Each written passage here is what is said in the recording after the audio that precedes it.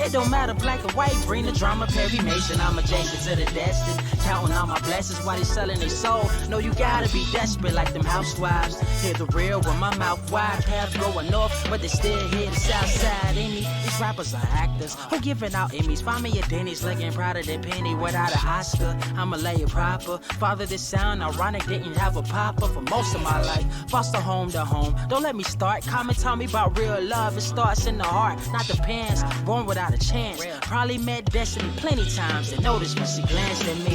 When you dance with me, who would've known these dreamers become fans of me? Put up your hands for me. Touch the sky, the model we grew up with. Bumping that old Wayne, about to see if this truck fit in my garage. I'm kidding, no car, but I got drive. Even if I retire, never be top 5. I survived the rugged terrain. Determination in my brain, God help me find joy through the pain, gain clarity that I share to the masses. Same kid, they dreaming in classes. Future look disastrous. Time for the heroes and less fastest. Clean air, less gases. But y'all know what I'm trying to convey. Chase streams, play games, watch a few anime. Found a path to be great, not a moment to waste. Mama check it, don't worry, I'm straight. We gon' take it to the top of the globe. Spread love, realest quote that I wrote. You know, sky's the limit. All my life I was sold, but we surpassing that with each episode. Behold, a new episode.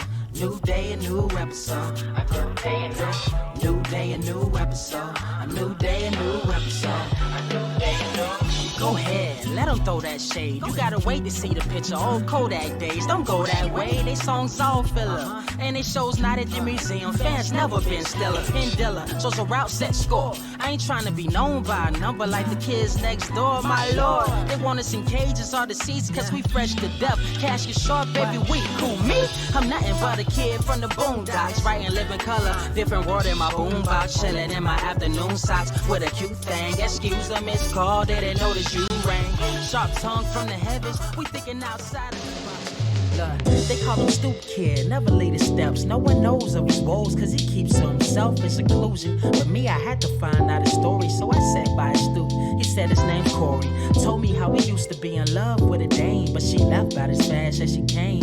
Said the sky's never been the same. Air's less fresh, chemtrails blanket the sky, and we compressed to a perfect world that we created within the mind. We blind to the truth as the days unwind. He finds happiness and watch the time go by. He asked, do you know why?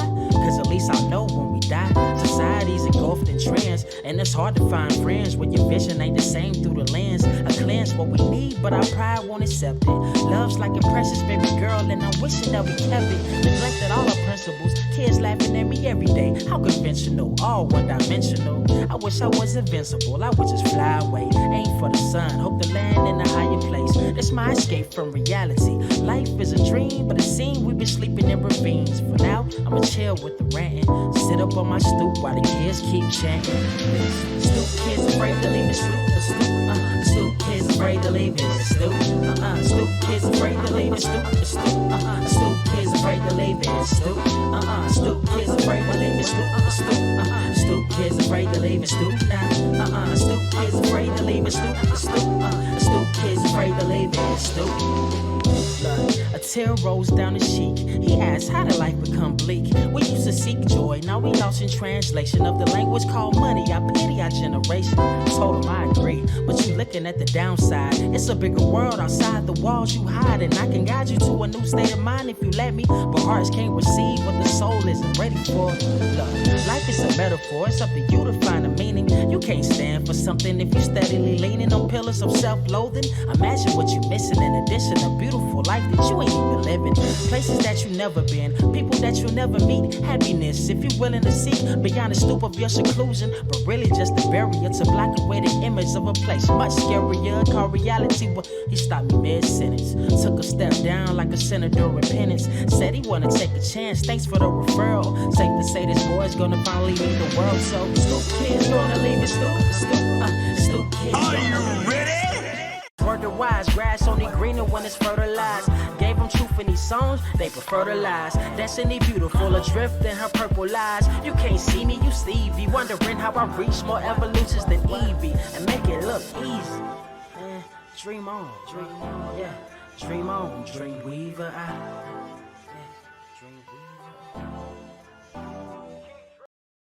What is up, Earths? mightiest subscribers. It's your boy Ernie Blerd Without Fear, back in the saddle again. We're back in this bitch again, cause the news don't stop. Just because I stop, just because the video stopped for a split second, that don't mean them X-Men's don't mean they stop. They keep going. The X-Men's right now. Jonathan Hickman is on can't stop, won't stop mode. And we got a lot of stuff to talk about today. And we're probably going to spend a lot of time, or I don't know, maybe a little, I don't know. We'll figure out here in a minute on what we're about to talk about here in a minute. However, let's go ahead and kick this bad boy off right. Yeah, of course, you know me. Ernie Blerd Without Fear. I've already introduced myself. I also got my guy, Brother One Above None, with me. God damn it, he's right. Oh, wait a minute. I got to get you. There you are. Boom, there he is. He counts now. He counts. He's actually in here. Present and accounted for. Mm-hmm. But yeah, dude, we're wilding, man. We're wilding.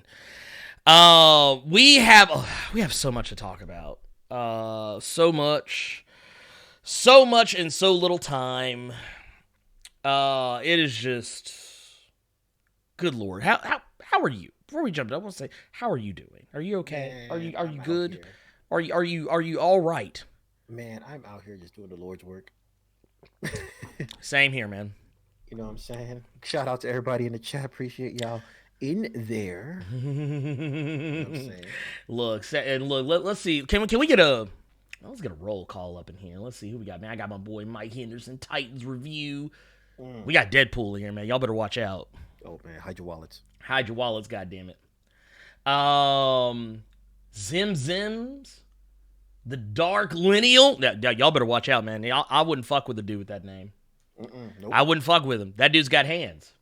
He may not even have hands. He may just have magic.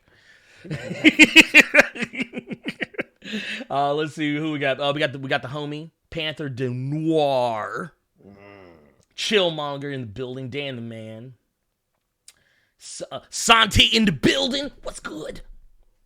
How's everybody doing?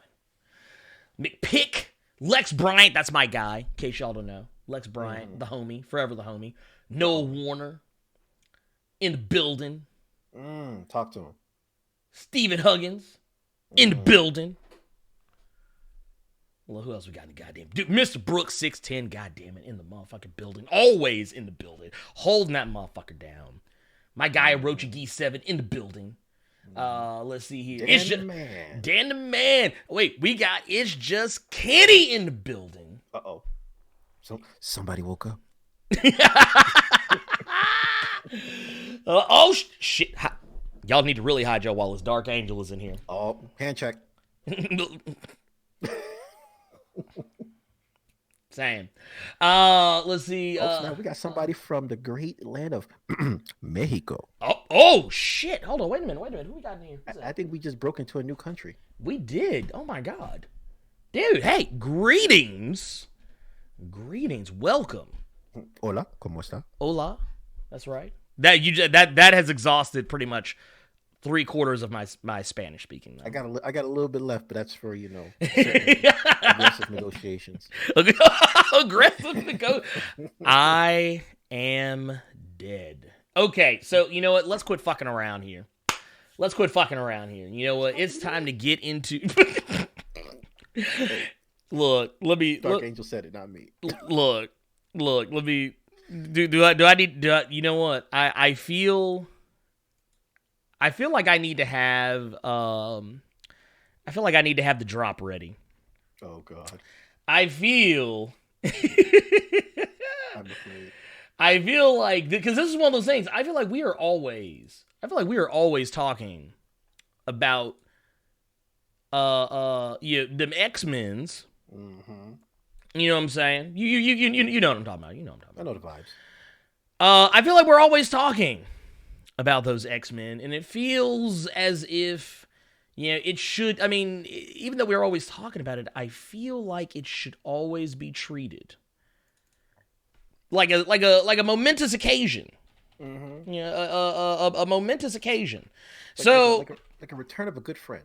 Right, the return, and I like that. I like that. The return of a good friend. So you know what?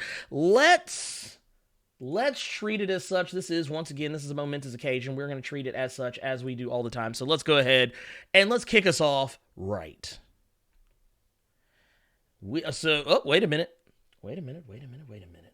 It don't want to play. It don't want to play for me.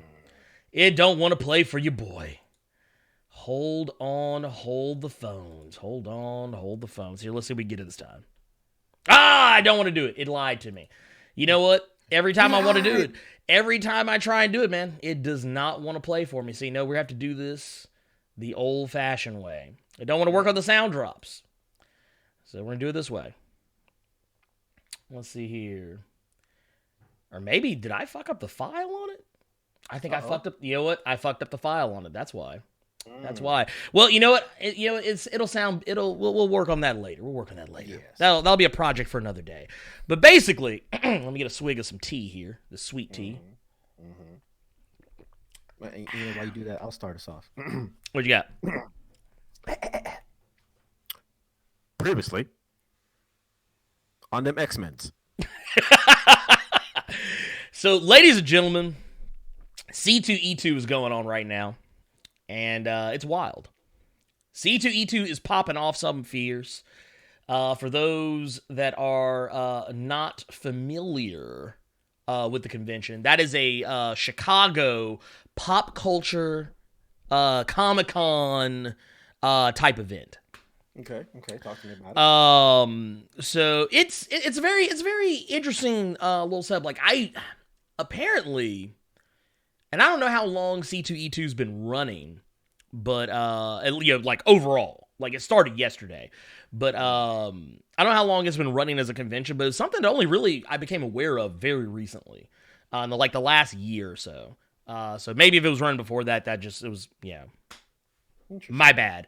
But C2E2, we got an announcement during one of Marvel's panels that Jonathan Hickman is, because he is the head of X, which means he's the head of the motherfucking state. Oh. He run them X-Men's if you want that beef. And for y'all that don't know what C2E2 is, that is the Chicago Comic and Entertainment Expo. Mm-hmm. That's basically Chicago's version of Comic-Con. Right. It's like, and the thing is, it was funny because I always felt like Chicago had a con, like another one. I know it was like Chicago Con, but I never knew about C2E2. That one is a new one on me. But no, that said, we do have a little bit of an event, and it is here. Let me get this pulled up right here. Blam!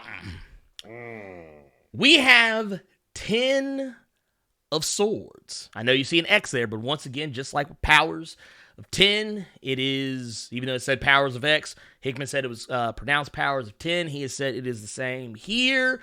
It is 10 of Swords. And this is going to be the crossover of 2020. This is going to be the big X-Men crossover. This is going to run 15 issues across all of Dawn of X titles. All the Dawn of X titles are going to be involved in this. So basically, oh my god, dude, I'm kind of upset. I'm kind of upset right now. I'm like, this motherfucker. Dude, I feel like Jonathan Hickman is watching my Twitter. This man he has notifications on my tweets. Is what I feel like is happening here, because I feel like he said, oh, Blerd said he was going to stop reading some of these motherfuckers. Dead that, homie. We got you.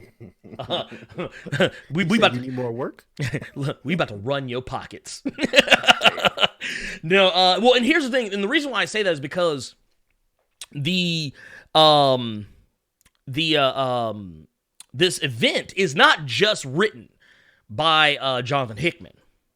It's actually co-written by Jonathan Hickman. This is also going to be co-written by Tini Howard, who has been writing Excalibur, which is a book I still read. I just don't cover unless there's anything like major going on. The last like couple of issues, nothing major has been going on. It's mostly just being like kind of side stuff.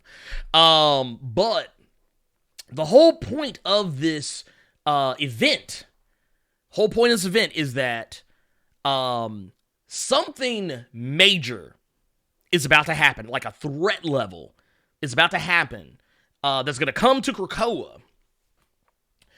And basically, Krakoa got to step up.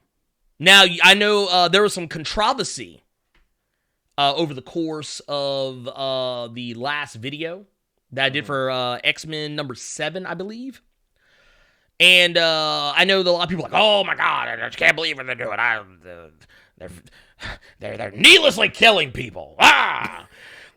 And don't get me wrong. I did say in the video, I felt that the deaths were unnecessary as far as like, the whole Crucible thing. But the more I thought about it, the more I actually talked, and you actually go back through the comments, you'll actually see where I have actually gone out and said that, yeah, I with the benefit of hindsight, I have a different perspective on it now, which is kind of what happens. Like I said, when you have when you have some time, like I even said in the video, if you are presented with information that would prove that something that you believe or think is either untrue or only half true, or is half right or is flat out wrong, you should reassess how you feel about it. And if you choose to ignore that information, then that's on you. That's called being willfully ignorant. So I decided, I was like, oh, well, there were a few people who brought up various points, and I was like, you know what? I kind of have a different perspective on this now. So if you go back through the comments, you'll see my opinion has actually kind of leaned more towards being in favor of the Crucible versus being against it. Not that I was against it at all, just like, it was just like, I was kind of like, I feel like there's a better way. But now I'm just kind of, makes sense. But can we just take a minute to observe this picture in front of us? This thing is awesome. Oh yeah, dude. Okay. Look, let me tell you, Mark Brooks is showing his ass off on this picture. Storm got a whole lightning blade. Cyclops got a whole optic blade. Come on, man. Iceman got an ice blade. Come on. And you see what Wolverine's got. That massive, you know what I mean? I know the comics. God damn it. Look, well, here's the thing. So one of the key points. Now, even though there's multiple characters on this, there's way more than 10 characters. But 10 specific X-Men are going to step up in defense of Krakoa. Each of them using legendary swords. Now, some of these swords, like what we see in the case of Wolverine, with the Muramasa blade, that, well, we see that there. However, some of the swords will be new. Like, you can go ahead and Apocalypse got though. Dude, God, he about to run a fade. He about to run a fade. Well, like I said, you see, like once again, Cyclops got the lightsaber. That dude went and hit up your boy, the Emperor. I need Duel of Fates to play every time he shows up. Dude, right? look, Storm, out here. and look at AKA Cap Britons.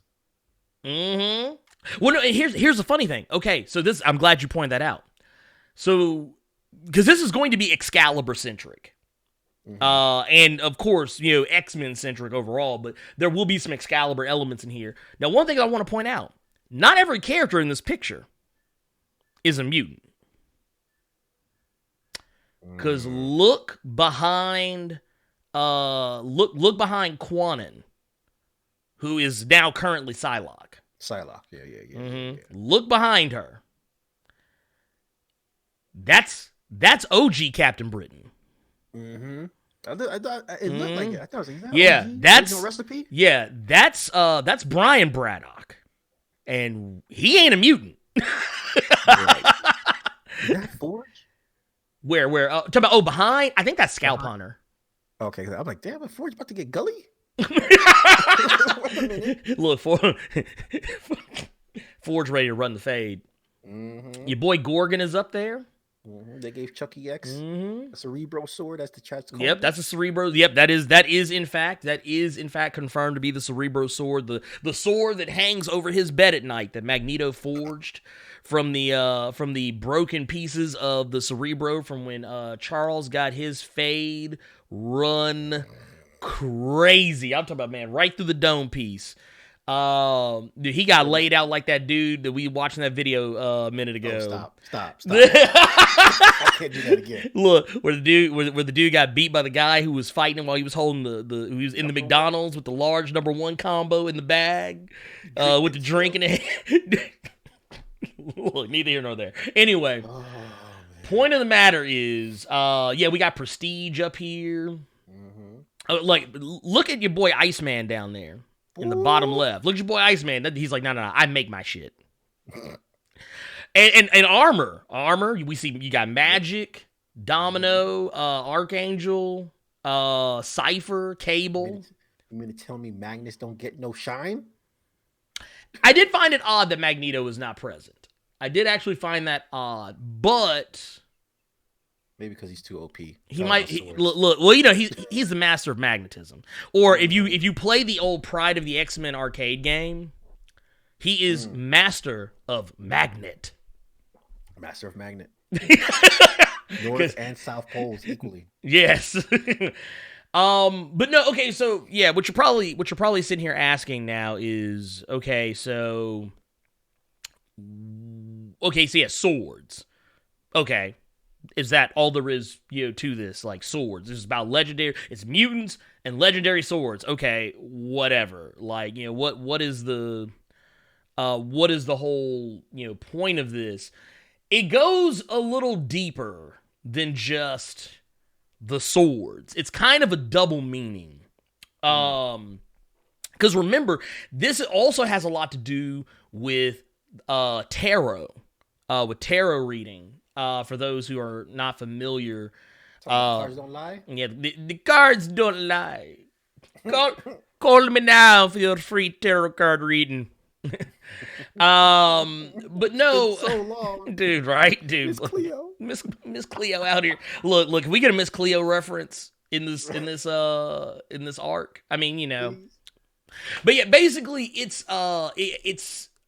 also refers to the Ten of Swords. Tarot card, which basically, for those who don't know, it basically indicates unfortunate events, disaster, a downfall, a conflict, ruin, ruined. It's ruined. You've this whole evening is ruined. But there's a lot of extra meaning behind this.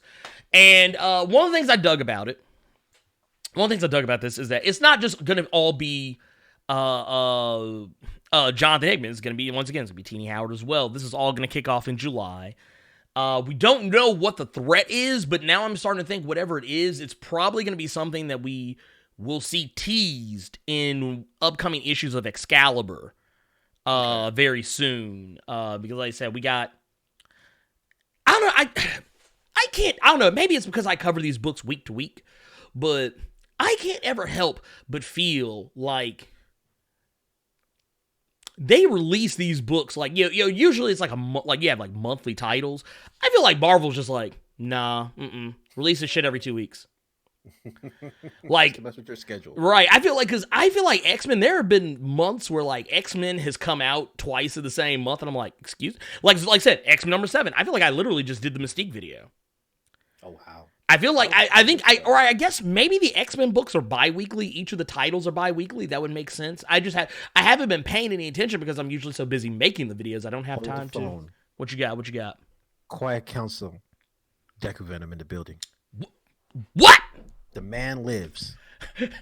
Wait. Hold the phone. Stop the goddamn car. Hold on. I know this man who was on death's door, but mere 24 hours ago is not in here wilding. In these streets. Look, wait. Look, my guy came in here with that Goliath energy. I was frozen in stone for 1,000 years. But now, the spell is broken. And I live again!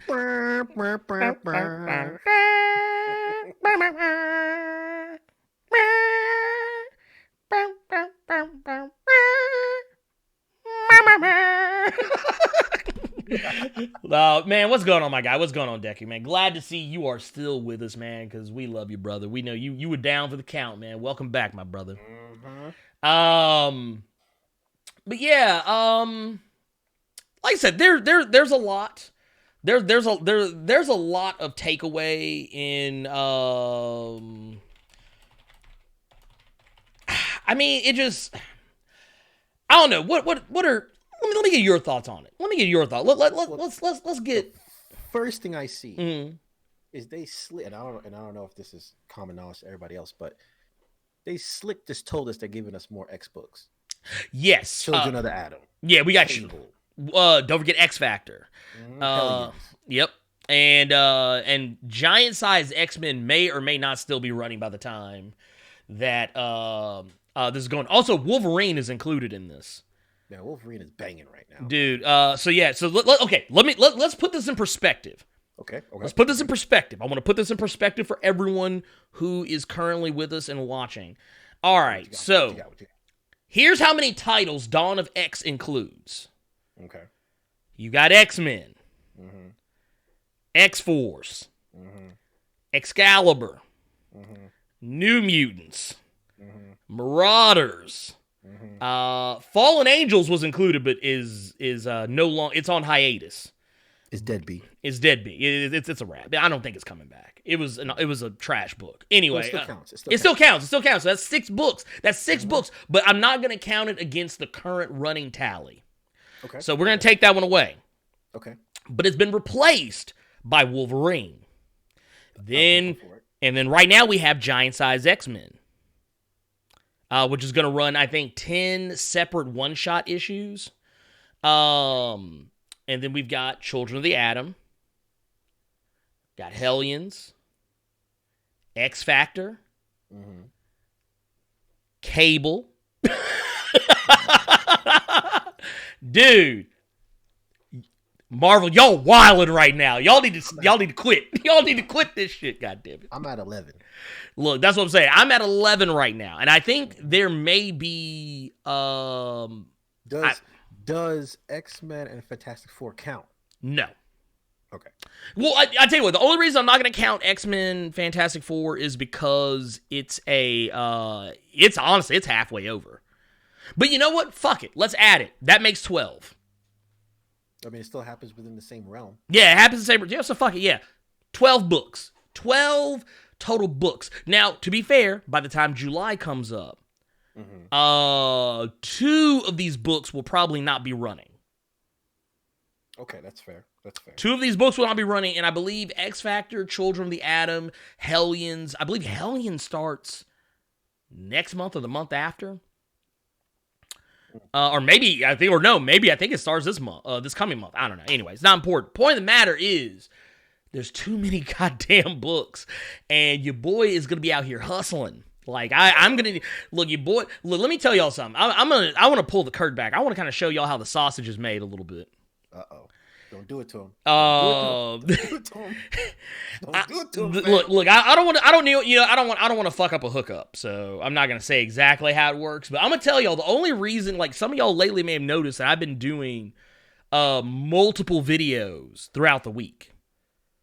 It used to be I was only doing like 2 a week. You get a video on Tuesday. You get a video on Thursday. And, of course, you get the stream on Saturday, which literally is no work on my part. And don't forget the Patreon. Oh yeah, dude. You got Patreon because you got Patreon, early access and all the other good stuff. And Blerd Club. So, yeah, no, can't forget about those 2. Blerd Club, that's a thing. Oh, and, of course, we got Super Chats. Which, by the way, Conway Bergdahl coming through with the $1.99 Super Chat. Says, here's for book, bro. Love the content. Thank you, my man. That's what I'm talking about. Look, he's coming like, you know through. what, man. You know what? Get Blerd out here, goddamn check. You know what I'm saying? You know, so, look. Cut the check. my guy. Thank you for that, Conway. I appreciate it, man. Conway Bergdahl. Like, I swear, always looking out for the channel. That said, yeah, like, I kind of changed up a little bit of what I was doing. I kind of changed it to where I don't, I was trying to, like, read all the books and then combine them into one video. And then when I started doing it, I was like, you know what? It's actually easier. Even though it seems like it would be less work to do it all in one, it's actually more work because it takes longer to edit. But I could upload a video and then move on to something else, and then upload a video, move on to something else. Like, I would spend less time reading because I was spending more time doing one thing instead of spreading my work out. And then, of course, getting a little bit, getting some occasional early access to some books has also helped me out too. So, there you go. Like I said, I don't want to fuck up a source, so I'm just gonna say you are likely in the chat right now. And his Military Connect. Yeah, my Military Connect private messaged me on Twitter, direct messaged me on Twitter, and said, I told him, body that ninja. Kick in the door, straight blasted. Kick in the door, straight blasted. Don't come back with no body. Let me edit that. With no X-Men's. Yeah, look, don't come back with no X-Men's. But no, I don't want to blow up the hookup. So all I will say, Chillmoger's like, it ain't me, man. It ain't me. He's like, it wasn't me. It wasn't me. But no, I'm not gonna blow up the source. But all I will say is just thank you. But that actually allows me to be able to do more. It's little shit. That's the thing. It's little shit, and I am looking. Actually, rewind. I am not looking forward to that aspect of this Ten of Swords crossover. Just the fact that I'm going to be doing way more work is what it sounds like. Or it may be the same amount of work, but I'll probably be going back to doing what I was doing before. Or I don't know. We'll see. I don't know. I'll kind of wait and see how it looks when we start getting like a checklist and like release dates on individual issues, and then I'll kind of judge from there how to tackle it going forward. What's popping and what's not popping? William Dean says, you prefer Streamlabs or Super Chats? Honestly, either. Either is fine. I say, you know what? I always tell people, you do what it is in your heart to do. I cannot be. I'm not gonna be. What's that dude? The guy that's always on Breakfast Club talking wild spicy. I'm not gonna be that guy. I saw that dude trending the other day. Dude, because he was like, thank you for that $10 Cash App. It could have been 20, but I was like, and I was like, this dude is wilding. I was like, man, you better be glad somebody gave you $10. Shit, can somebody give me $10? Right? I'd have been like, look, I'd have took that $10 and shut the fuck up. That's what I'd have done. You know your man's is poor. I just bought a whole ass 2019 Jeep. You feel me? Right? Look, my guy out here stunting on us. Got the new whip. Pictures coming soon to the Discord. Look, my guy out here like Childish Gambino. Brand new whip for these ninjas like slavery. I have to get it in February. Oh, damn. Oh, he did it too. He had to do it in February too. God damn. Look, I ain't mad at you though. But no, kind of getting back to it though. I like I said, I don't think it's something we've seen yet. I don't think it's something that we've actually, seen active. In the dawn of X so far. I don't think this is, anything to do with, Xeno. I don't think this is anything to do with no symbiotes, no nothing like no that. symbiotes, no nothing, no none of that shit. Actually, the only thing I'm kind of thinking, if you go back to, I think it's X-Men number 2, I wouldn't be surprised if this has more to do with something connected to Apocalypse, because remember, he met one of his grandchildren, one of the original, who is basically the offspring of one of the original Four Horsemen of the Apocalypse. And we know that the Four Horsemen of the Apocalypse are coming back. That's been teased for months. Since That might be. I was kind of slick thinking the same. Mm-hmm. You know, with the original Mm-hmm. Horsemen. I was thinking maybe it could have something to do with that. They coming back with the hordes. Mm-hmm. You know, and there have been a lot of references, not just like some of them have been subtle, and some people pick up on them, some people don't. But we can't forget the Goblin Queen is coming back very soon. Ooh. Madeline Pryor is about to be back in action. Not only that, but what if it's about the vampires? Maybe. I mean, there's a lot of them ninjas. There's a lot of them. There's a lot, and we do know that Dracula has a military connect inside Krakoa right now. Mm-hmm. By the name of by the name of Omega Red. I'm just saying. Mm-hmm. Also, we can't forget that there've been lots of connections to Limbo. Not just in passing, but a lot of like direct references to Limbo events, demons and goblins and shit coming out of the goddamn ground. I mean, whatever this is, and strictly because Tini Howard is involved in Excalibur is going to play way heavily into this, I can't help but feel like it's going to be something that is not a human threat. It's going to be something that is going to be supernatural. It's going to be something that is mystical, magical, supernatural, otherworldly. It is not going to be anything of an earthly nature, for lack of a better way to put it.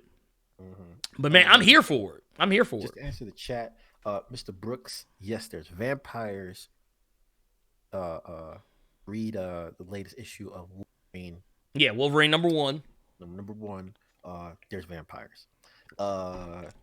No epic saxophone though. Yeah, no. No epic saxophone. Damn. Isn't Madeline Pryor dead? Is she though? Is she ever really though? Is she though? Well, whatever is going on, she's coming back, and I believe it is going to be either in the pages of X Factor or Marauders. I forget which one. But you know what? It's 2020. Why live in ignorance? The internet. Why live in ignorance in 2020? Let's see. Yeah, Madeline Pryor returns to demonize the X-Men in March. It's going to be Hellions. So Hellions number 1 is when she returns. And Hellions is and they said it. They said it at the bottom of the article. Hellions is a part of this this crossover. I'm just saying. What if we get all of them? What right? If we get the vampires, the goblins. Look here. Wait a minute. And for those who don't believe that I'm spitting facts, receipts, ninja. Here, hold on, wait up. There it is. Boom. Right here. Zeb Wells and Steven Segovia. And all it says is, she's back. The Goblin Queen returns to shake things up on Krakoa. March 2020. And you see here, you can kind of see down here, you can see the Hellions. You can see Scalp Hunter. You can see Sinister. You see Havoc. You see Wild Child. You see... that's I believe that's actually Psylocke right there. And I forget which Hellion. Like, this is actually, I think, one of the original Hellions. And I can't remember what the name of the other one is. But anyway, point of the matter is, that's about to be fire. It's about to be litty. It's about to be litty, and I'm here for it. Man, it's gonna be rough. It's gonna be rough, man. It's gonna be a rough time for your boy, the Blerd Without Fear. So, I'm just throwing it out there. Look to the channel, right? Look, actually, you know what's gonna happen? I guarantee you by week 2, maybe 3 at the latest of 10 of Swords, your boy gonna open the videos like this, gonna be like.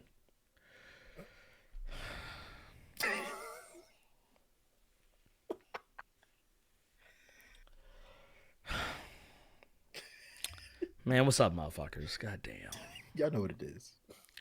Man, it's your boy Blerd. Man, fuck it. Y'all know the fuck I am, god damn it. Y'all know what title I'm about to jump into. Y'all know what shit. Fuck. We got 4 X-Men books today, goddamn it. All right, fuck it. Come on, hurry this shit up, goddamn it. All right, look, fuck it. This was happened, okay? Xavier's dead, okay? That's all you need to know. Xavier's dead, okay? He's dead, okay? Are you happy now? Are you happy? Krakoa is in flames, okay? I'm tired of it. Man, fuck this shit. There's no I love you 3000. There's no Chuck in the buck. There's none of that. It's like, I'm done. I'm out of here, son. I'm out of here. I'm done with y'all, man. I'm through playing with y'all. But no,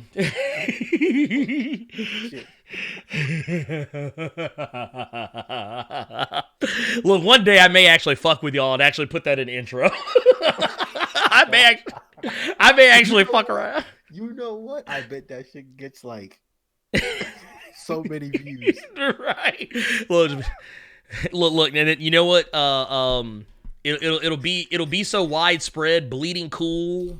Yep. Bleeding Cool and CBR, Newsarama, they're gonna be like, in news today, comic book YouTuber Blerd Without Fear, he says he is quitting YouTube because them X-Men's.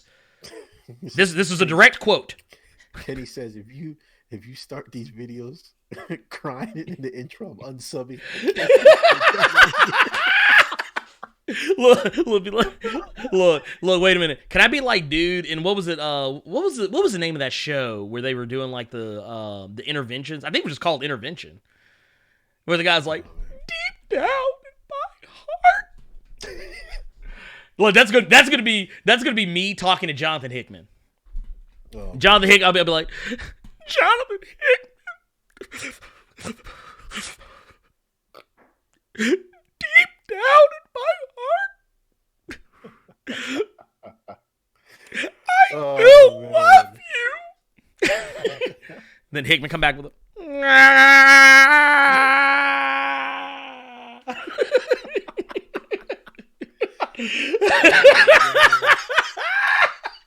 God damn it! Look, AF know the line. Oh, deep.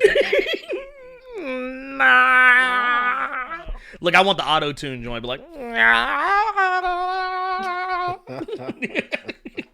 look, it had to have a old boy. Look, I feel bad because we're making fun of people's pain, but I don't think we're saying anything no one else hasn't already. So, like when they would when they auto-tune that joint, they had to go. Dude, like use a dude's sniffles as the hi-hat. Oh my god! God damn! I'm dead. Daddy, no! I'm dead, y'all. I'm dead. Oh my god!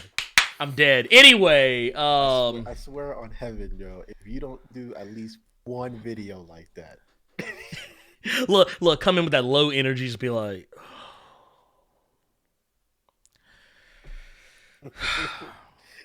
And you gotta have the somber intro music, dude. Right? Look. No sky blue. Look. We're gonna play that. Like, actually, no, I can't play it because I'll get it taken down. But I'll have to find like some music that sounds like, "Hello, darkness, my old friend." No, you know what you do? You hit him with that. You hit him with that Full Metal. Oh damn! Look!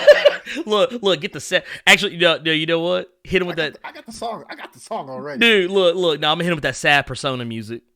Oh no! Hit him with that sad Persona music. Look, had that.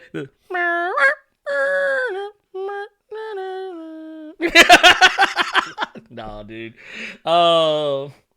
Yeah, man. But I think getting back to the whole the whole issue topic. Mm-hmm. Yeah. I think at the end of the day, right? I think that they're going to tell a good story because Jonathan Hickman, he's been fire with these X-Men. Oh yeah, easily. Easily.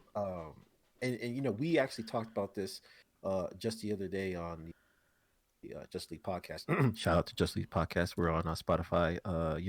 All those sources that you can watch or listen to your podcast means. Them Googles. We're on Google. We're on Google. We are on Apple. We are on Stitcher. Literally Anchor? anywhere. Yeah, Anchor. Anywhere you can catch a podcast, you can catch us. Matter of fact, if I'm not mistaken, I think there is a link somewhere. I think there's a link. Yeah, there's a link in the chat right now if you scroll back a little bit. But yeah, Dark Angel just dropped it. Justice League podcast. There it is. Go check that shit out because we be wildin'. Dark Angel said you hit that old sad Bruce Banner music. Dude, oh yeah, where he's like walking, he's like he's doing like he's hitchhiking. Every episode. Oh damn, dude, that's gonna be. I'm gonna have to. That's in public domain by now. I have to find it. But yeah, no. What I was saying was that we had discussed this on the podcast earlier. That they're telling such a good woven story from different angles. Yep. The story's so rich that I think that this is just gonna add to, their repertoire already. Right. Between Madeline Pryor coming back. With the Hellions, they're talking about having Children of Adam and X Factor, and then what's already currently happening within the main issues between Excalibur and House of X, or Dawn of X. Correct. It's gonna be too good. Save up your pennies now, ladies. Yeah, no, you are going to want. Matter of fact, and here there's here, let's see. Let me go back. I found something just a minute ago. Here, let me bring this back up. Okay, so here it is. Basically, so yeah, Jonathan Hickman, Tini Howard, and the art is going to be Marte Gracia, Pepe Larraz, RB Silver, and Tom Muller. Those are going to be the artists. All you had to say was Pepe. Dude. First off, Pepe and RB Silva, that's House of X powers of 10 right there. Or I'm sorry, House of Flex powers of drip. Thank you, sir. Look, we won't even get fancy with tennis sword. We'll just say tennis swords. Tennis swords. I was thinking of something for that, but I couldn't pull anything out of the hat. Hey, we it's gonna be all right. It's gonna be all right. But yeah, we know it's powerful forces from the unknown. They will meet the mutant kind will finally meet its mystical destiny. And I'm gonna tell you what, I'm gonna make a prediction. I'm gonna make a prediction. It's time. Hand me the book. Hand me the book. I present to the court Messiah Complex. All right, here. There we go. Give me the book. Thank you, my good man. Okay, so Blerd Without Fear has the book. For those who aren't familiar with that terminology, that is wrestling terminology. It means I am in control of what happens. I am the one who decides how this ends. I think Mutant Kind's origin is going to be retconned. Ooh, again? I think it will be retconned. Because think about it. Hickman's already kind of slick retconned some things already. And that's kind of his thing. He said from the jump he is going to take X-Men and make it his own. And I think what's going to happen is that and correct me if I'm wrong. Okay. But like I have this sneaky suspicion. I have this sneaking suspicion that instead of being the creation of instead of being the creation of Celestials, or being like or being connected to Celestials, I think maybe they're gonna change that to having it be something else entirely. Whatever the thing is they're up against, maybe that'll be the case. Because it would not be the first time that mutants have come up against some shit that is like way and far beyond them. But I think, and the only reason I would think against this, the only reason I'd be like, probably not, is because of how much cachet the Celestials are about to have in the MCU when Eternals comes out. But that has never stopped Marvel from changing shit in their comics. That has never stopped them. No. They're like, no, fuck that shit. Look, we got whole ass Sam Wilson, Captain America running around. We got whole ass Captain America movies running out that don't even have him in it yet. Captain Falcon. Yeah, Captain Falcon. Look. Not to be confused with the other Captain Falcon. No Falcon Punch. No Falcon Punch. But like I said, I don't know though. I don't know. Like I said, that's just a sneaking suspicion that I have, just based on things we've already seen. By the way, can we get a shout out to the chat right now, because we are 145 strong in this bitch. Damn. 47. 147. Oh, my bad. Oh shit, I said something. It dropped. It keeps going up and down. I feel like I made somebody feel self-conscious about themselves. They're like, no, get out of here. He's talking to me. He was talking to me, goddammit. Let me get the fuck out of here. You ain't shit. Look here, look. I never said I was.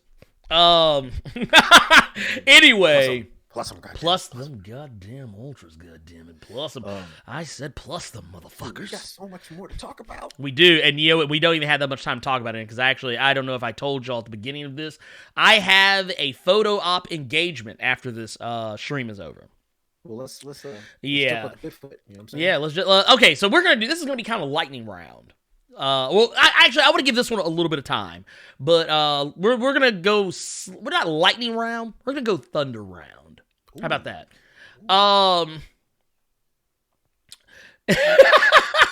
Dude, y'all ain't shit in the chat. I'm gonna tell y'all ain't shit. Roll call. Asian Squad. Deku Venom. Dark Angel. Phantom Brawler. Every time you say that, I think about that one clip from Power Rangers. Oh yeah. He jumps in that shit. This party's crazy. Yeah. Damn, y'all. Oh my god, killing me. What you got? Softly. What you got? Next on the docket. All right, so let's talk about K-Fi.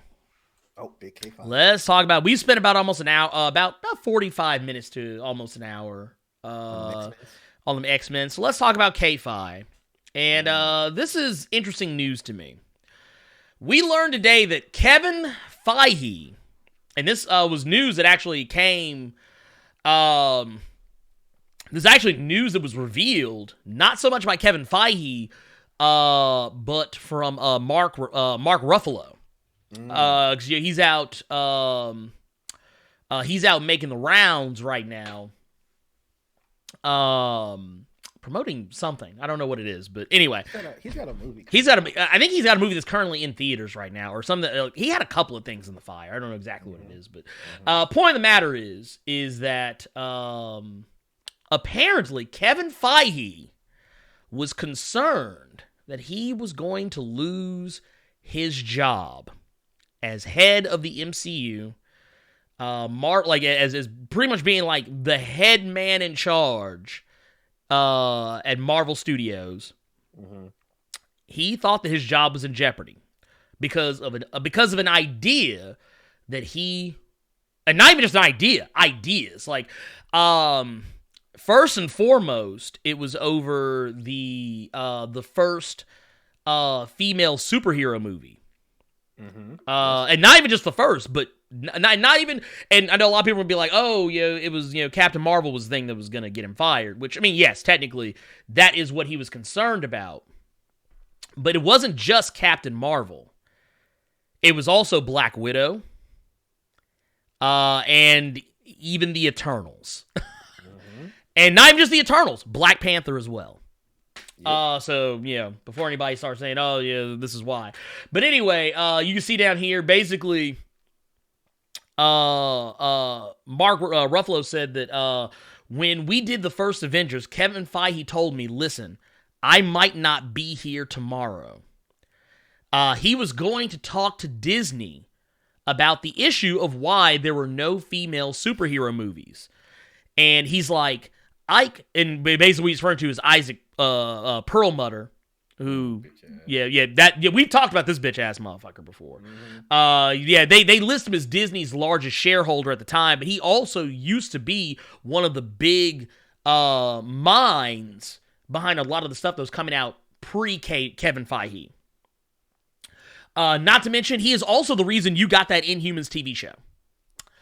Because he loves the Inhumans for whatever reason. I can't for love or money understand why, but he loves the Inhumans, and he's also the reason why Inhumans was originally supposed to be a movie and not a TV show, but Kevin Feige saw the writing on the wall and said, fuck that shit. And said, no, you can have a little TV show, but I'm not giving you a movie. Not in my MCU. Not in my Marvels. Right? Not in Feige's America. But no, but basically he said, Ike does not believe that anyone will go to a female starring superhero movie. So if I am still here tomorrow, you will know that I won that battle. Now, bear in mind, Kevin Feige and Ike Perlmutter, they got beef. They got that Tupac Biggie beef. Yes. Because at one point in time, Ike kind of used to be Kevin Feige's boss. Yeah. At one point in time, he was Kevin Feige's boss. Early in the day. Yeah, he used to have to answer to Ike Perlmutter. And we all know Ike Perlmutter's on some fuck shit. We always said, we talked about it in the past. I'm not going to reiterate it here. Just know he is not an ally because he was recently outed as saying that he didn't think black people would go see Black Panther, and more importantly, he was one of the main proponents for why that whole, well, what if Black Panther was played by a white person argument, because he felt black people wouldn't notice. Yeah, and we mentioned this on a earlier episode. Yeah, I think this was one of the Blerd caves when we were still on Twitch. I want to say, yeah, we were still on Twitch at that point. But yeah, basically, Kevin Feige, he did win that battle because he's still there, and they have made Black Panther, they've made Captain Marvel, they are making the Eternals, Black Widow is coming out very soon. But also, he goes on, Mark Ruffalo goes on to say, because Kevin wanted black superheroes, women superheroes, LGBT superheroes, he wanted the whole Marvel universe. He said, we now have a gay superhero on the way. We have black superheroes. We have female superheroes. Scarlett Johansson has her movie coming out. We have Captain Marvel. They are doing She-Hulk next. No other studio is being that inclusive on that level. And, of course, they note that he smiles. But he says, they have to, though. This is the fucking world. And you know something. And the thing is, and the reason why I think this is very interesting, you know, one of the things I find this kind of interesting is because for all the talk, people, okay, and I'm going to say something that's going to be kind of spicy, so I'm going to go ahead and hit the danger button ahead of time. Danger. People, I feel like comics fans treat Stan Lee the way white people treat Dr. Martin Luther King. Ooh. And the reason why I'm saying that, and I want y'all to listen closely, I feel this way because just like how white people view Dr. Martin Luther King, I feel like comics fans do the same thing with Stan Lee. Certain comics fans, not saying all comics fans, but they only remember one aspect of the person. Like, we remember Stan Lee, but we don't, like, a lot of comics fans tend to forget what Stan Lee stood for. Just like how, you know, whenever, like, you know, whenever, like a black person is talking spicy about the current state of affairs in the United States and the government, all this stuff, people are like, oh, why can't they just be like Martin Luther King? Why can't they just be like Martin Luther King? He was so much more peaceful. What they're actually saying is that he was safe. Yeah. They feel more comfortable with him because he wasn't saying anything that made them question themselves or made them feel guilty. But that said, people forget Martin Luther King used to talk real spicy. I mean, he used, I have a dream. Yeah, that was a speech, but that was just one of them. Yeah, that wasn't what he was saying down in the streets. Oh no. People used to always say, oh yeah, Martin Luther King was nonviolent. I mean, yeah, in a sense, but he was about that action. Yeah, that doesn't mean his constituents Right. weren't about that action. Right. Like he basically the way I always understood Martin Luther King is he ain't gonna put no hands on you. But that don't mean his boys ain't gonna put no hands on you. You know what I'm saying? And that's kind of how people treat Stan Lee. People forget that Stan Lee has always wanted this.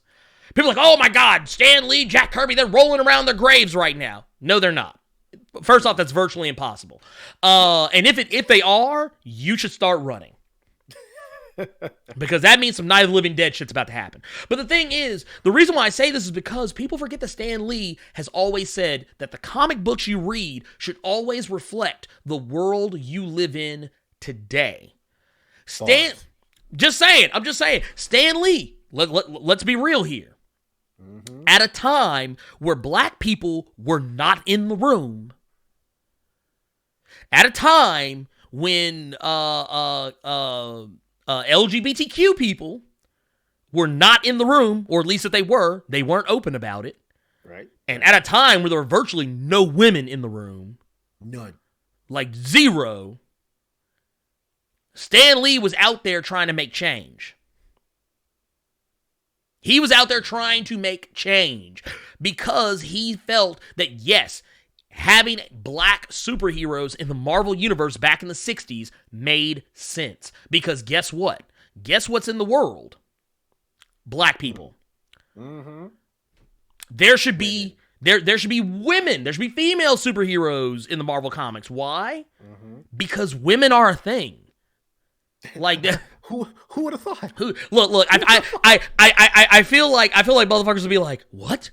Nani? They'll be like Paul Rudd on Hot Ones. Who would have thought? Not us. Who would have thought? Not me. Not me. Look at us. Look at us. We got a black superhero in 2020. But no, I mean, but that's the thing though. And people were up, and just like how people cry SJW Marvel and all this other stuff. Now they were doing it then too, because I remember, and I've told the story multiple times, but Don McGregor used to get hate mail about his Black Panther run. When he did Black Panther, like when he was writing Black Panther in Jungle Action. In the Jungle Action series, he used to get hate mail from white people claiming they hated the comic because there are no white people in it. It's the middle of Africa, you piece of God. Exactly. So you know what he did? So you know what your boy Don. Okay, so first off, D. McGregor's. You know what he did? D. McGregor's. What he said is, okay, fine, I'll give you some white people. He releases Black Panther versus the Klan. Yeah, you should. That was his answer. And people were upset because like, oh, and you named it Black Panther because roughly around the time that the comic came out, the Black Panther Party was becoming a thing. The Panther is black. I mean, I was gonna say Panthers are typically black. I mean, hey, he could have been Cole Tiger because that was almost his name. That was originally Black Panther's name was Cole Tiger. And what's more racist?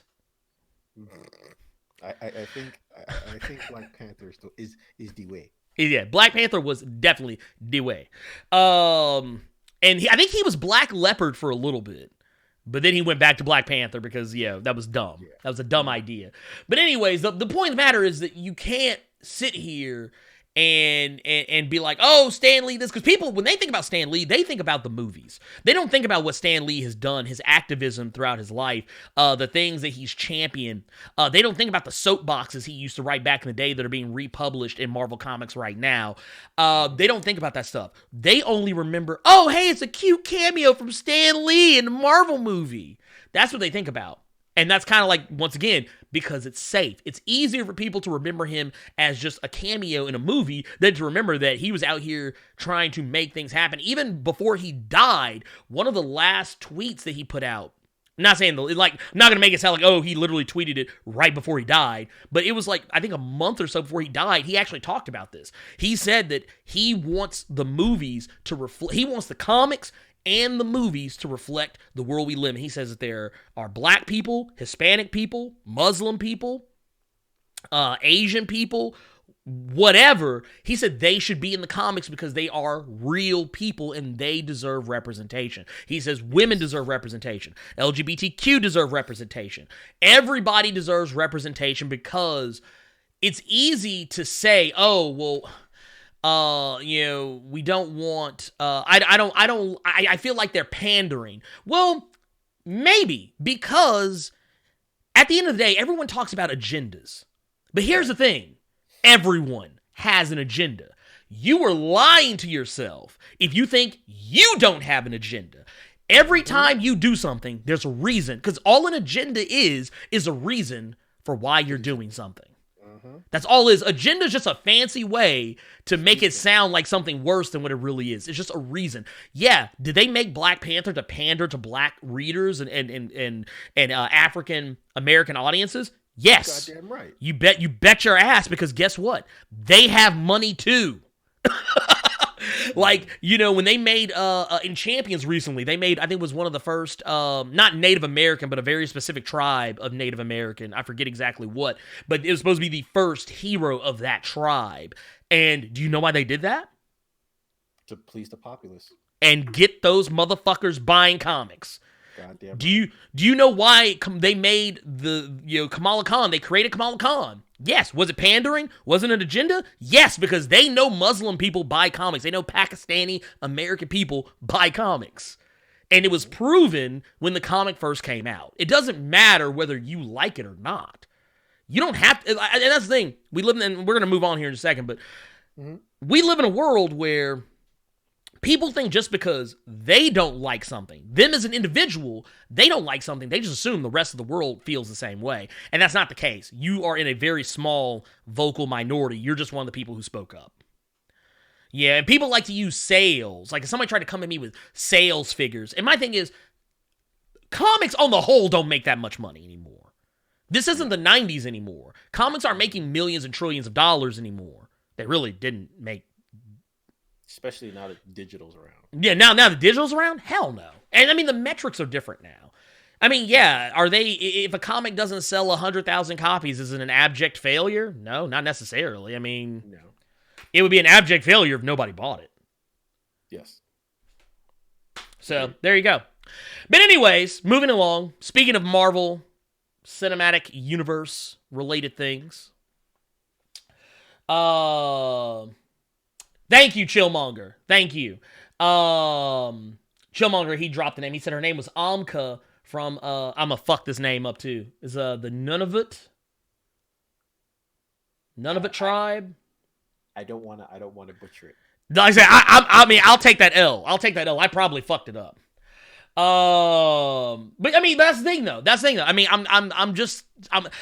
I don't like for people to walk around with misinformation and feel like they are they're correct. Yeah, that they're in the know. Just it's not a good look. And I think that when you do that, when you walk around with misinformation and choose to continue, even after someone tells you that you're wrong about something and they have facts to back it up, that makes you the fool. You are officially the fool.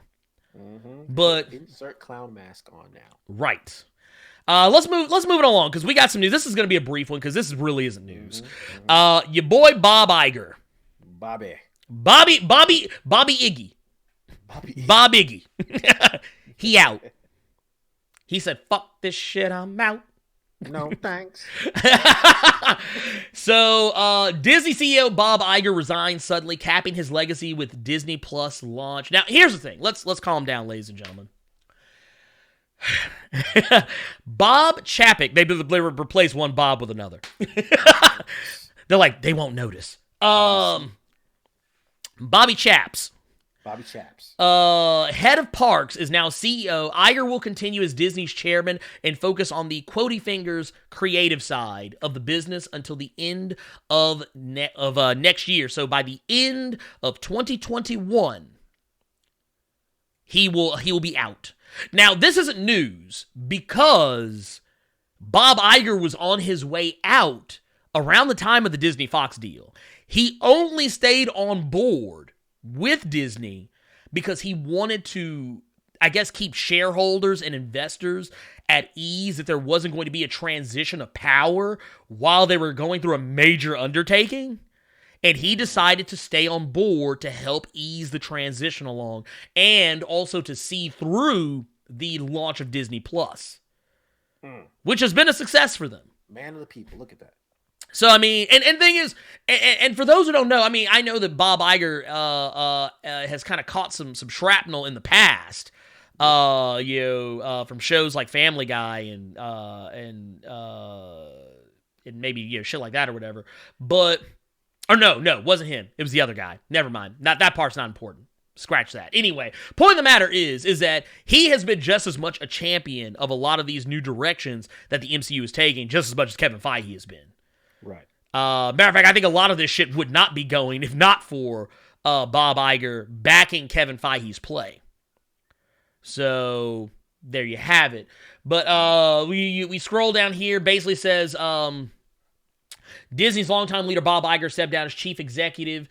Effective immediately, Disney said Tuesday. Iger, who spent his entire career at the company and will leave with Disney's titanic transition to streaming Disney Plus, capping his legacy, will remain chairman of the Walt Disney Company until the end of next year.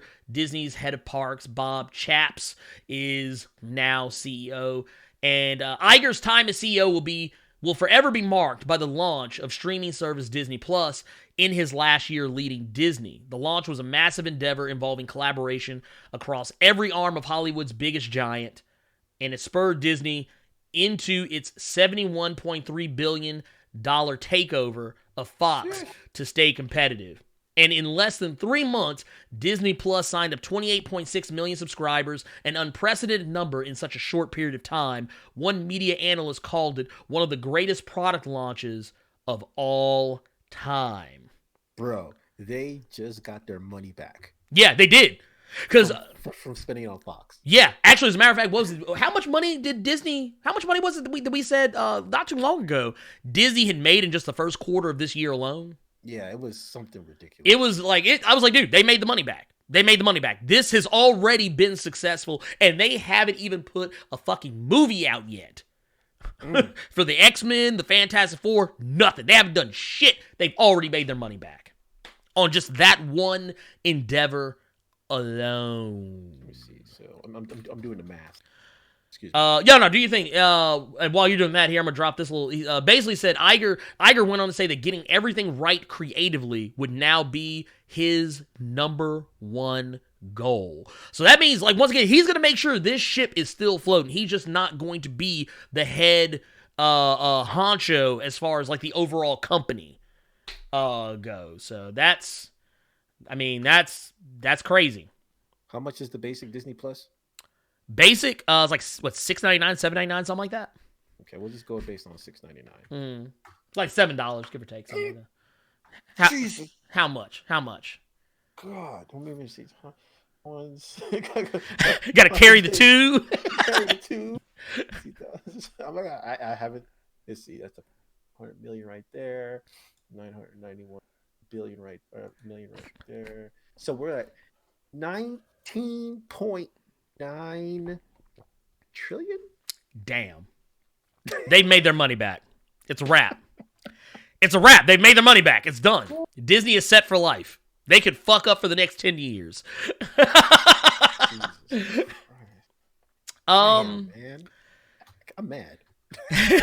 Look, wait. Like, I'm upset. So yeah, that's a big deal. That's big news, y'all. That is big news, dude. Like, they ain't playing. They ain't playing. The official number is 199,014,000. Good Lord. That's how much they made. Damn. Already. God, and that's just Disney Plus. We haven't talked about the rest of their earnings. Dude, damn.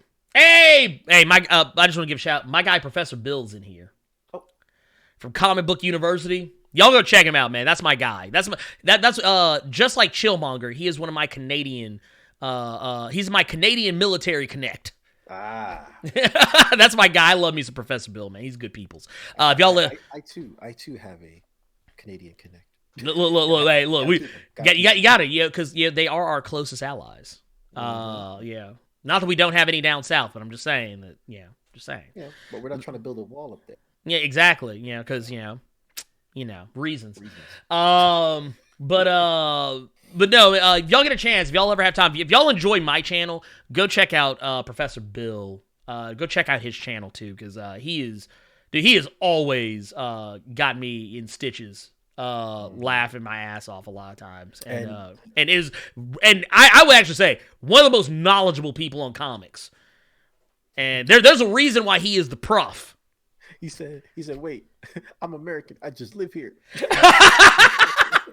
Hey, well, wait, hold, let me. He is my, like, you know how Dracula has sent in a spy into Krakoa? Okay, I'm like a red. Look, Professor Bill is my American spy in Canada. But like I said, go. Kenny, Disney does own. Yeah, Disney owns Hulu now too. They own and ESPN and they have National Geographic, all that shit, dude. Let me tell y'all something. Marvel, Lucasfilm, dude. They own your childhood. And then there was rumors going around just recently that Disney was going to buy DC, which were rumors that were unfounded. But if they did that, it's a wrap. Get me out of here. Deku said, just in case the USA stuff don't work, Canada, we love you. But no, Professor Bill, all you missed is me ranting about the state of I was basically going on a rant about why Kevin Feige wanted. We were talking about Bob Iger, but before that we were talking about Kevin Feige and his desire for the MCU to represent the world that we live in right now. Him and Stanley. Yeah, him and Stanley both. And we also talked about Ten of Swords, which, the new the X-Men crossover of 2020. So that was good. Since I'm gonna go back and watch the hour I missed. Hey, I think you'll enjoy it. I thought it was premium stuff. That was premium stuff. But sir, we have so much more. We still have so much more. Okay, so let's move on. Here's a happy thing. You know what? It's Black History Month, y'all. And guess what I got? Happy stuff. Here, wait a minute. I, Blerd, have come down from the mountain. And I have discovered we have a picture of a whole ass Monica Rambeau from WandaVision. I am whiling.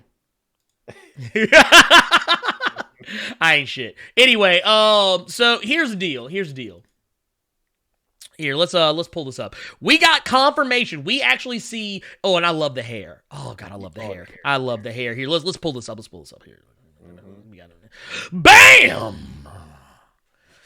Teyonah Parris was just spotted wearing sword apparel while filming a WandaVision scene as Monica Rambeau. And for those who don't notice, right here, she is also standing next to Jimmy Woo. Oh, Jimmy Woo from the Ages of Atlas. We saw him in Ant-Man and the Wasp just this past year. So there you go. And we knew the sword was going to play a role in this. We've seen set photos that revealed this in the past. But one of the things I find really interesting in this is that, first off, Teyonah Parris, she looked good. She looked damn good. And also, man, I love the hair. I just love the hair. Lord Jesus. Like, I'm about to pull a what's that dude Danzig they always have on the opening of Botchamania? Jesus. Looking good. Yeah, looking like a whole snack. But apparently, I don't know how many episodes. I know they say that Woo is slated for 6 episodes of this series. I'm gonna scroll down a little bit. I want to see if they got any more 6 out of 8? 6 out of 8. 6 out of 8 episodes he's supposed to be in for. Let's see. Oh, she is also slated for 6 episodes as well. So she's going to be on for 6 episodes as well. So both characters, at the very least, 6 episodes. It looks good. Here, let me bring this in a little bit, just because I just want y'all to see this fine ass woman. One of my favorite. Look, I'm telling you, that's my play mama. That's play mama. That's my play mama. Look, dude, because I've always felt a special connection to Monica Rambeau because her first appearance was literally not too terribly long before I was born. Like as a character in publication, her birth year is the year I was born. Well, and as I grew up and getting to because I started reading comics. I mean, I say reading, I was more looking at them when I was 4. But I mean, I had been aware of comics and had been engaging in comics since I was 4 years old. They are how I learned to read. So, at that age, my mom used to read them to me, and I started, reading the words myself. Technically, by the time I was like almost 5 or maybe right around 5, I was actually reading the comics. So, myself, without any, assistance. But yeah, so, I mean, I think that's really cool. I'm here for it. I want to see it. There's nothing else to say here. I just want to stare at her. So, I'm just going to be real with y'all about that. I'm not going to... Keep it 1 milli. I mean, I'm just saying. I mean, why would I lie? Let's see. Let's take it back. We got more news. This is more Disney Plus news. Let's see here. Here, wait a minute. Wait. Get back here. Baby, come back. Baby, come back. I really need your love. Let's see here.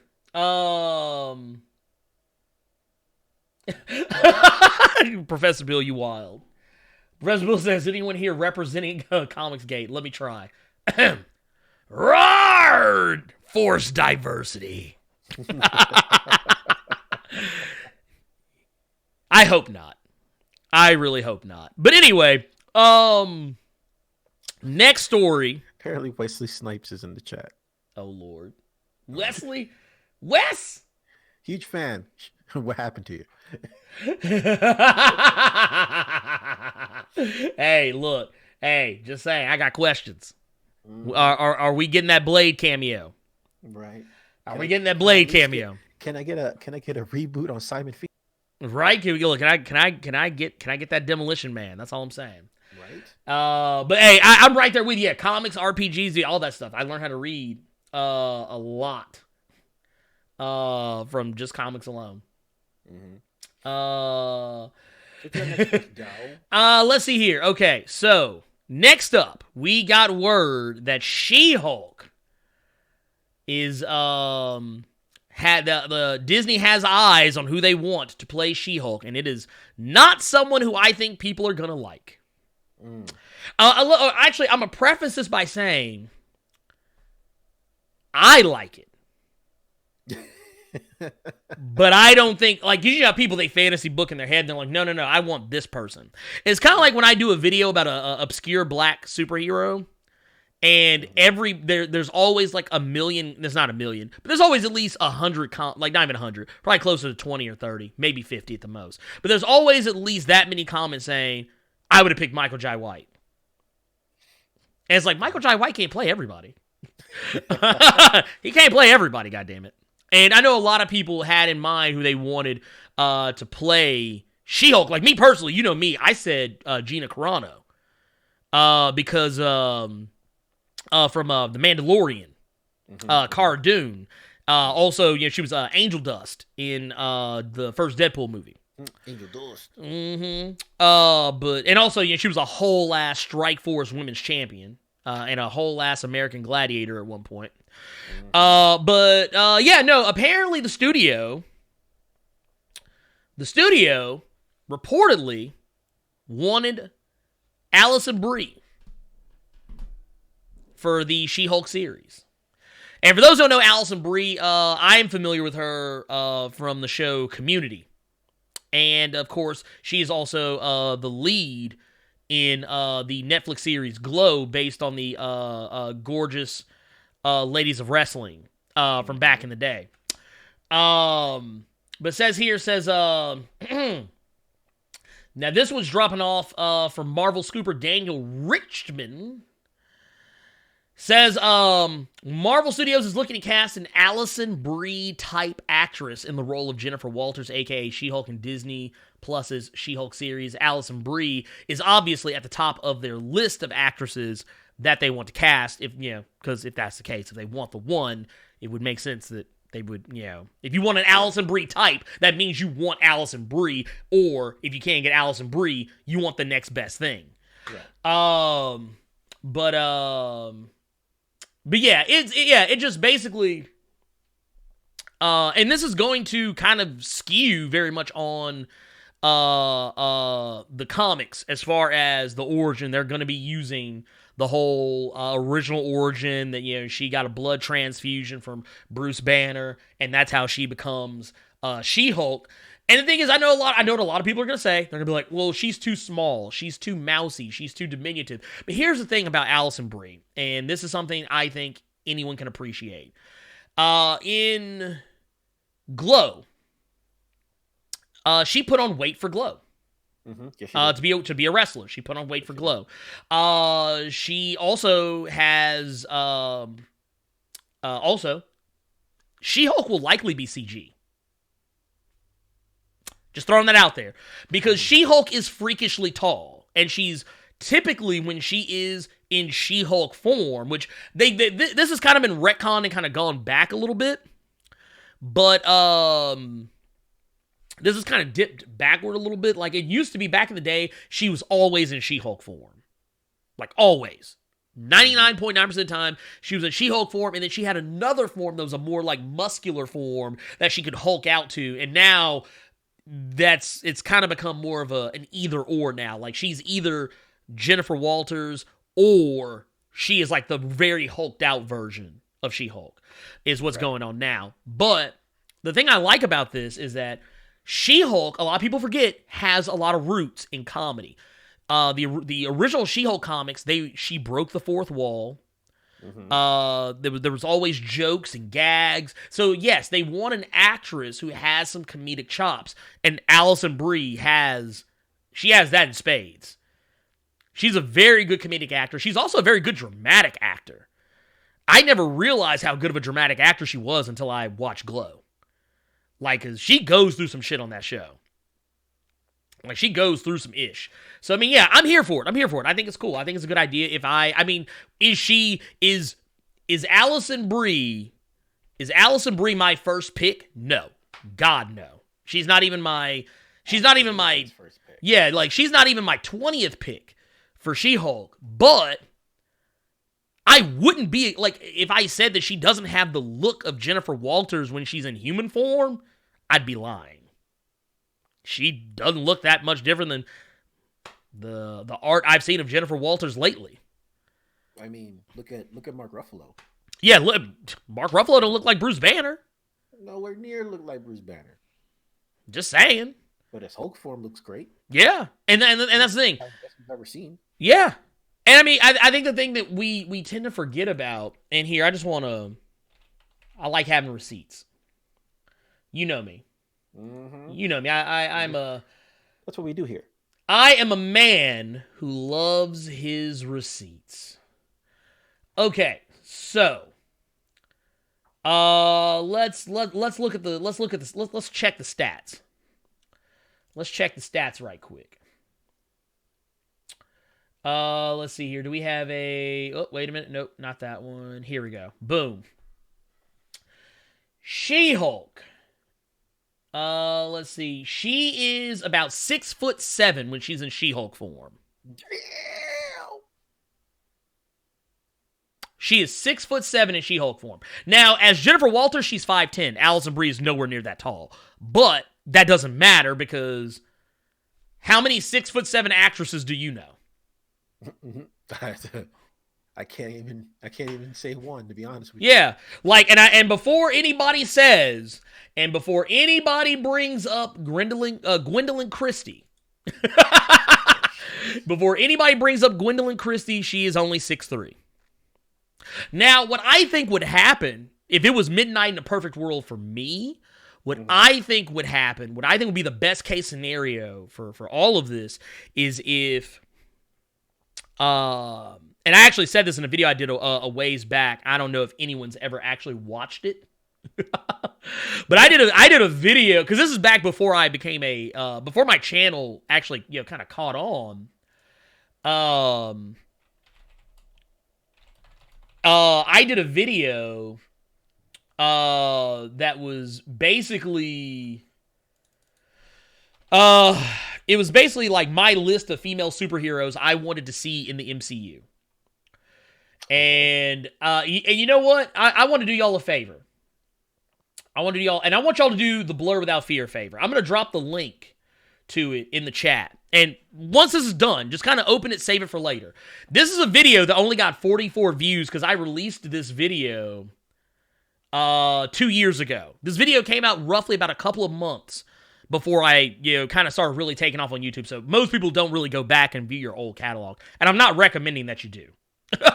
The videos weren't that great. I'm just going to put it out there. But this is a video I was really proud of because I put a lot of work into it. And this was a video, it was 7 female Marvel heroes we need in the MCU. And one of the things I said in that video was, and I actually said this for Thor as well if they ever brought Jane Foster over, which is what they're doing.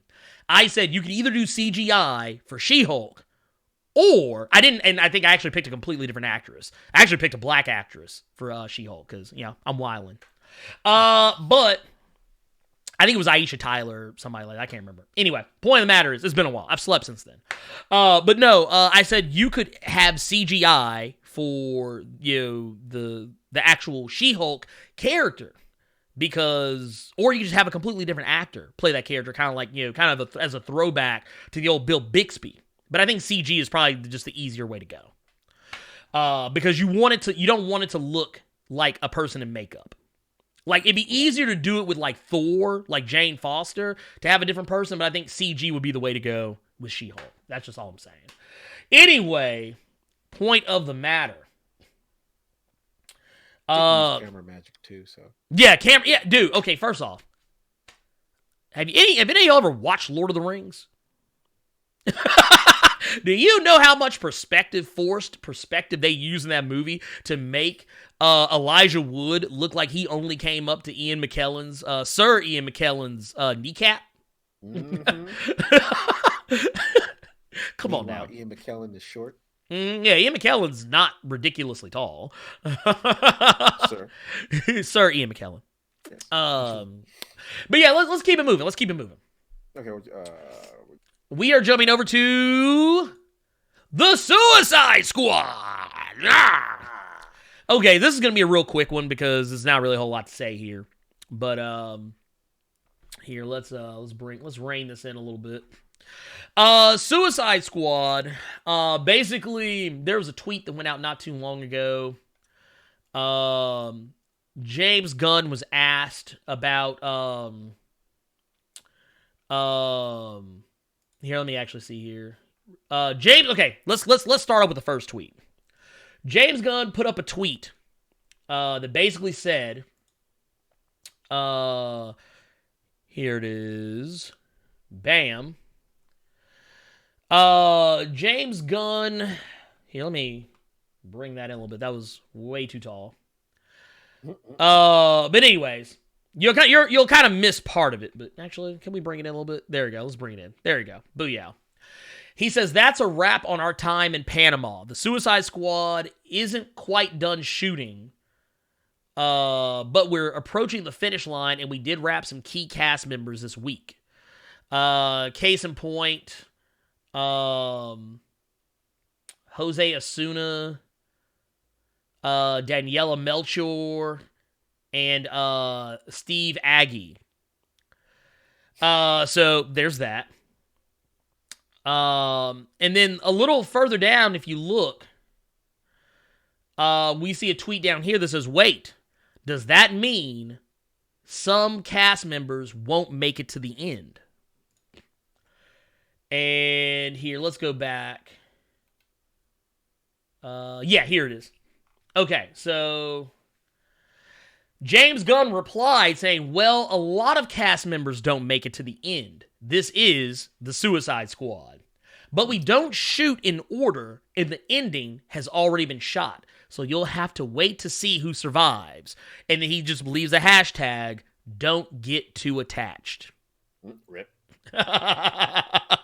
So this was a thing. This is a thing. I'm excited for it. I think it's gonna be awesome. I think that James Gunn's gonna do amazing on this.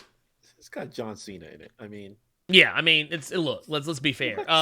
Look. Okay. Real quick. The whole cast.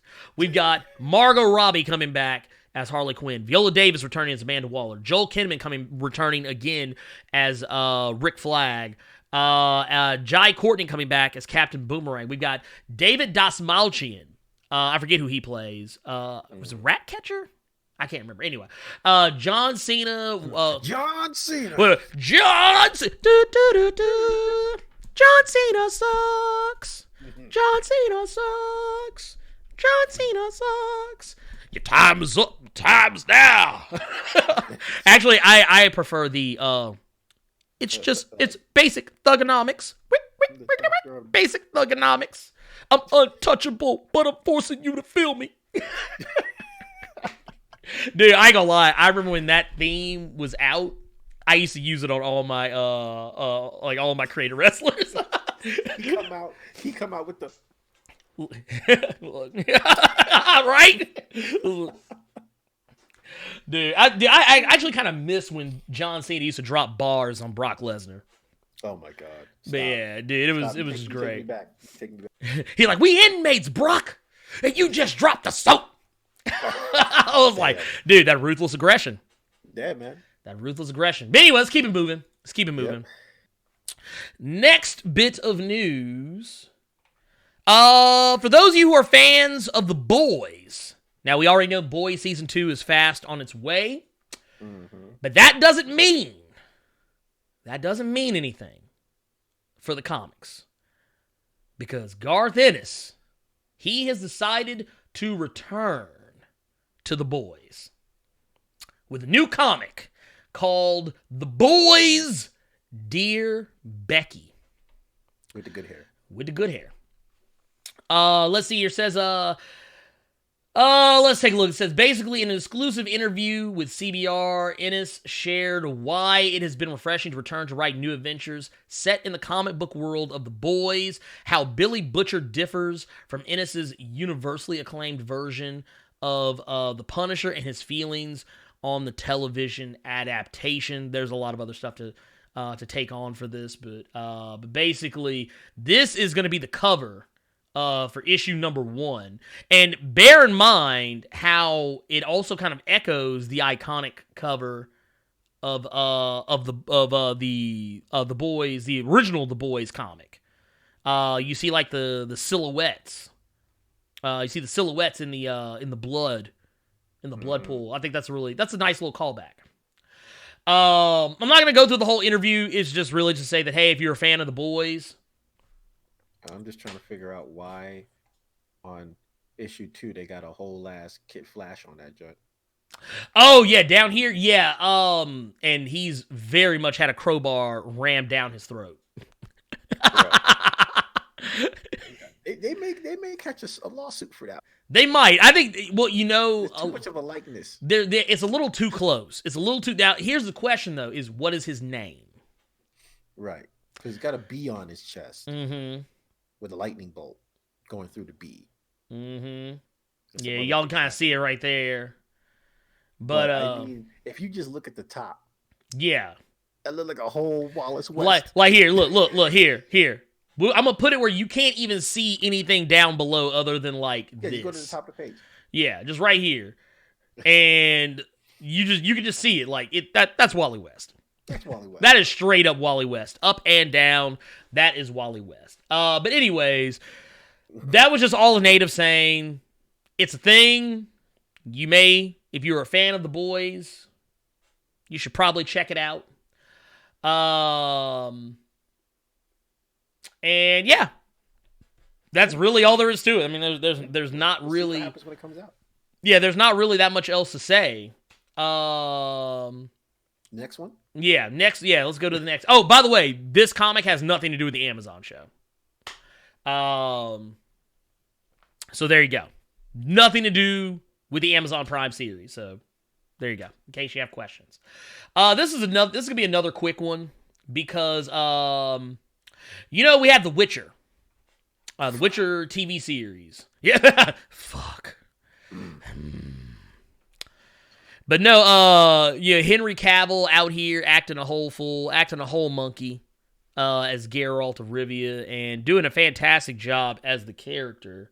Fantastic. People were fantasy booking who they wanted to play Vesemir because he has been listed as being a character in season 2. Well, a lot of people wanted Mark Hamill, and even Mark Hamill has campaigned for this role, but he did not get it. This role is going.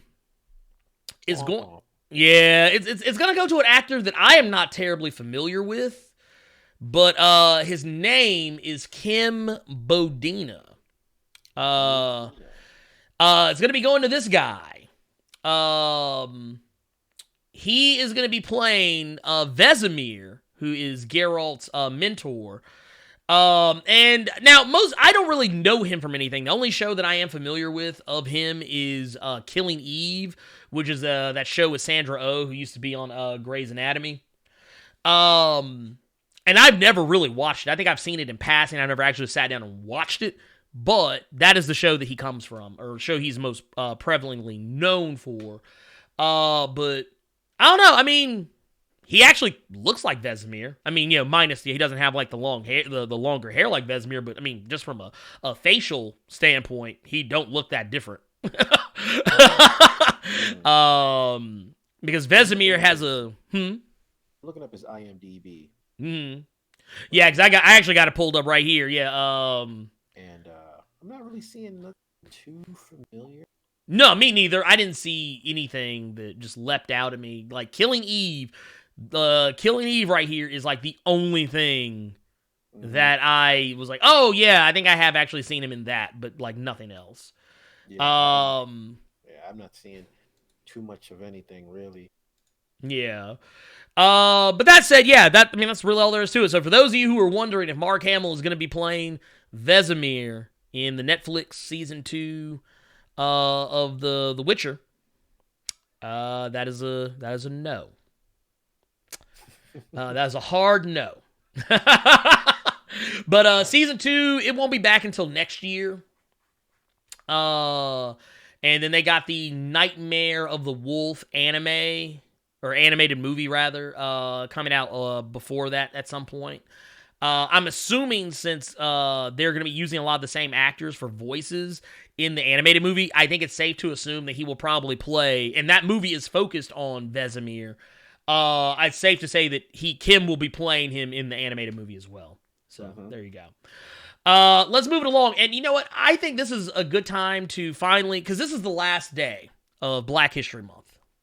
Ah, yes. So it was a good run. We had a good run. Bianca Belair got to vie for the NXT Women's Championship, even though she lost. Yep. Naomi got to vie for the SmackDown Women's Championship, even though we also knew she didn't have a snowball's chance in hell of winning it. Yep. We knew all this. It was a goddamn shame. We can hope, though. We can hope. You know what? I think that they are walking so the next generation can run. You know what? I wouldn't be surprised. But that said, let's talk about a show that was polarizing. It was a show that I think people are going to... I think this is a show people, even though it's done, it's over, it's done, I think people can be talking about it for years to come. And this show regardless of what you think about it, is going to have lasting effects on the future of Black History Month and Black history in general for years to come. And I would even go as far as say American history and how we perceive Black history for years to come. Speak on it. So that said, I'm talking about the Watchmen series that debuted last year. Okay. Now we all know this show. It actually was kind of, I don't want to say centered around, but its kickoff point was something that was a very eye-opening moment for America. That, and I'll go on to take a saying. Most people didn't even know about this junk. No, nobody. Yeah, a lot. My wife, and now, granted, my wife is white, but she didn't know about it. Matter of fact, we were watching. I think I've told the story before. We were watching the first episode together. Me, my wife, and my mother were watching the show together, and my wife was just kind of like looking in shock and horror as you know what was happening was happening. Of course, my mother and I as well, but we knew what it was. Mm-hmm. We knew what they were talking about. They were talking about the 1921 Tulsa race massacre. The massacre of Black Wall Street, the Tulsa riots, whatever you want to call it. That's what they were talking about. But my wife didn't know that it was real. Like, because they don't teach this in school. They don't teach this to children. And honestly, unless... And I'm not saying that... I mean, I think that most... And I actually know some Black people that didn't know it was real. But people only really expect you to know about it if you live in Oklahoma. And even then, there's still people who don't know about it. I bet they don't teach it in school. Nope. And guess what? That's about to change. Mm-hmm.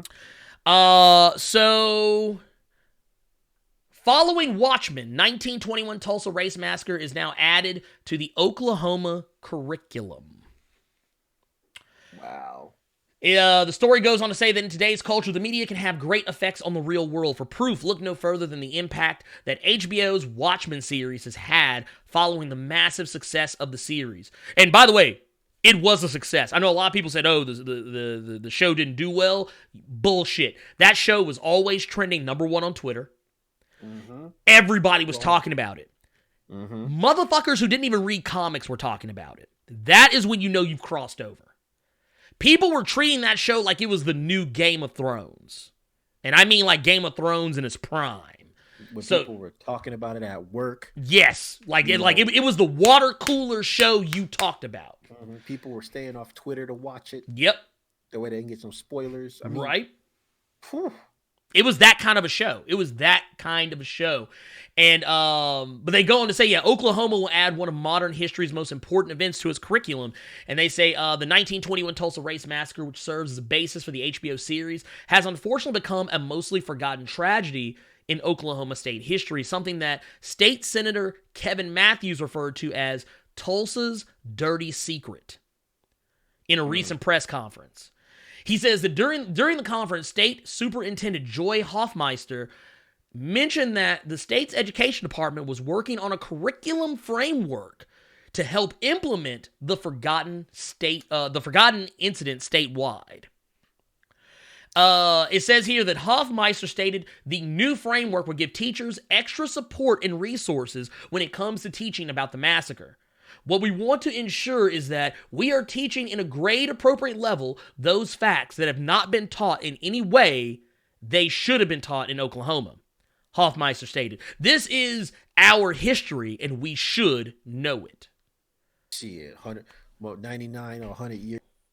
Yeah, about almost 100 years. Yeah, almost to the about 99, almost 100 years later. Remember what I said on the podcast about the whole lynching thing? Yeah, 120 years too late. Mm-hmm. You know what I mean? Yep. Like, and I mean, don't get me wrong, brother E. No. Go ahead. You know, I'm for this. I'm Mm-hmm. them getting it into the curriculum, but it shouldn't take a whole fucking show. No. To get the exposure so that it can be added to the curriculum. They should have been knowing about this from the jump street. Right. No. This should have been like straight off the rip. Mm-hmm. But we know that history is often written by the winners. Yes. History is often written by the winners. And I'm not going to use America as an example. I'll actually use Japan as an example. A lot of people don't know this, but Japan, once upon a time ago, and I think this has changed, but in recent times, but for a time, Japan had whitewashed away that they used to experiment on the Chinese. Sure. That was whitewashed away. They didn't talk about that in school. They do now, I think. But at one, or maybe they don't. Maybe that might have been half the problem. I remember hearing something about that being changed, but maybe it hasn't. But yeah, basically, they said beginning in 2020-21 school year, students from elementary through high school will learn about the event according to state officials. Tulsa Public School Superintendent Deborah A. Gist mentioned she didn't know anything about the incident until she began teaching, despite being a product of the same school systems. Wow. Her district's pilot program served as the basis for the new curriculum set to go statewide. The educator stated, "What I'm deeply committed to in Tulsa Public Schools is making sure that never happens again." Now, this is just basically talking about the show itself, and and actually, let me put some respect on Damon Lindelof. Let's go ahead and put some respect to his name. If it were not for Damon Lindelof, who for those I don't know if y'all know who he is, Damon Lindelof is he's a guy who's mostly known for, I think he worked on Lost, but if I'm not mistaken. Matter of fact, here. Yeah, for those who don't know who he is, this is actually Damon Lindelof right here on the right. And this guy, he went out here and he did the Lord's work, putting this out here. He didn't have to. He did not have to build a story around an event that people know nothing about. But he did it. He did it anyway, because he said, fuck it. He sure did. He was like, hey, let's go. He was like, let's do this. He's like, let's make this a thing. Yeah, and here's the thing. That's not the only thing that's changed. There are actual universities now. There are universities now that are also covering the Tulsa race riot, the Tulsa Massacre more closely now, and even doing research to find out exactly how many people were killed. This is the thing. If not for that TV show. Now, and I know, and for those of you who are reading Bitterroot, which has, pun intended, roots in the Tulsa Massacre, they actually talk about it for a fair chunk of the book. One of the main villains of the show, one of them, actually two of them, are actually a direct result of the Tulsa Massacre from 1921. So, yes, I think that, yeah, this is a great thing. I think this is a beautiful thing, and I'm happy for it. I want, like, this. Should this have been a thing years ago? Most certainly. This should have been something that was taught a long time ago. We should not have needed a television show to do it. But I am also of the mindset that, hey, if it gets the name out there, if it gets the word out there and gets people talking about it and getting people interested to try and learn more and realize how much of their history is rooted in misdirection and lies and obfuscation, then so be it. If it's a TV show, I don't give a fuck. Hell, it could be a porno for all I care. As long as it gets people fucking talking about it and understanding their history and how dark it is. But see, the thing is, though, bro, it's more than just Oklahoma. You know right. what I'm saying? When we go to high school, right, and we learn, and I'm going to emphasize this, U.S. history, right? There is nowhere in any textbook that I remember seeing, right, that this was even covered. Right. So it's not just a Oklahoma problem; it's a nation problem. You know, same thing that happened with the Indians, Native Americans. You know, in I forget what state it was, but might have been Oklahoma for all I know. Right. Yeah. The problem is that on a national level, the history that the minorities go through is not covered.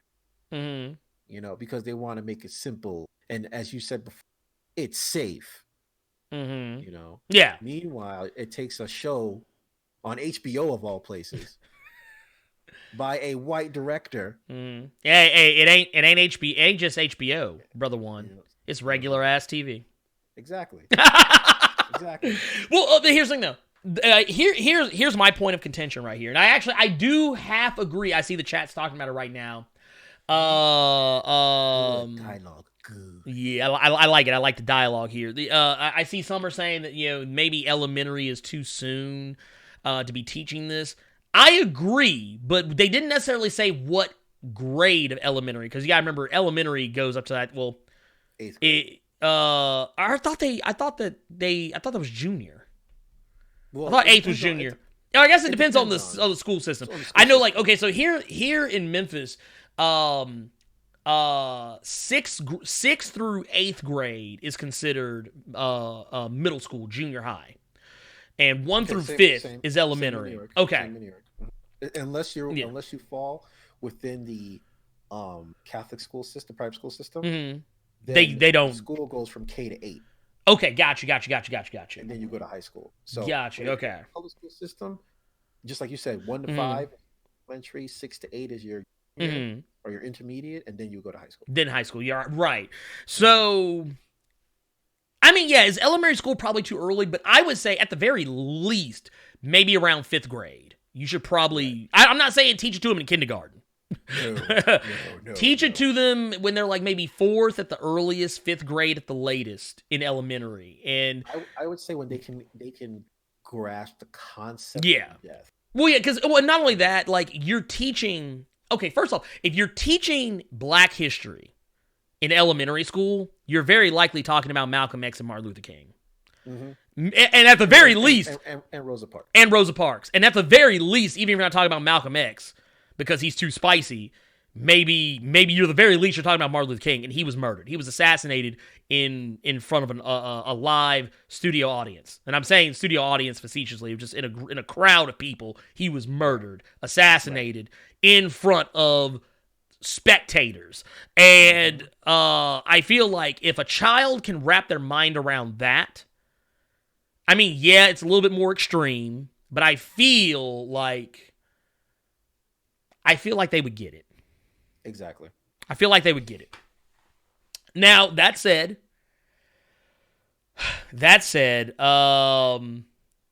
yeah, there you go.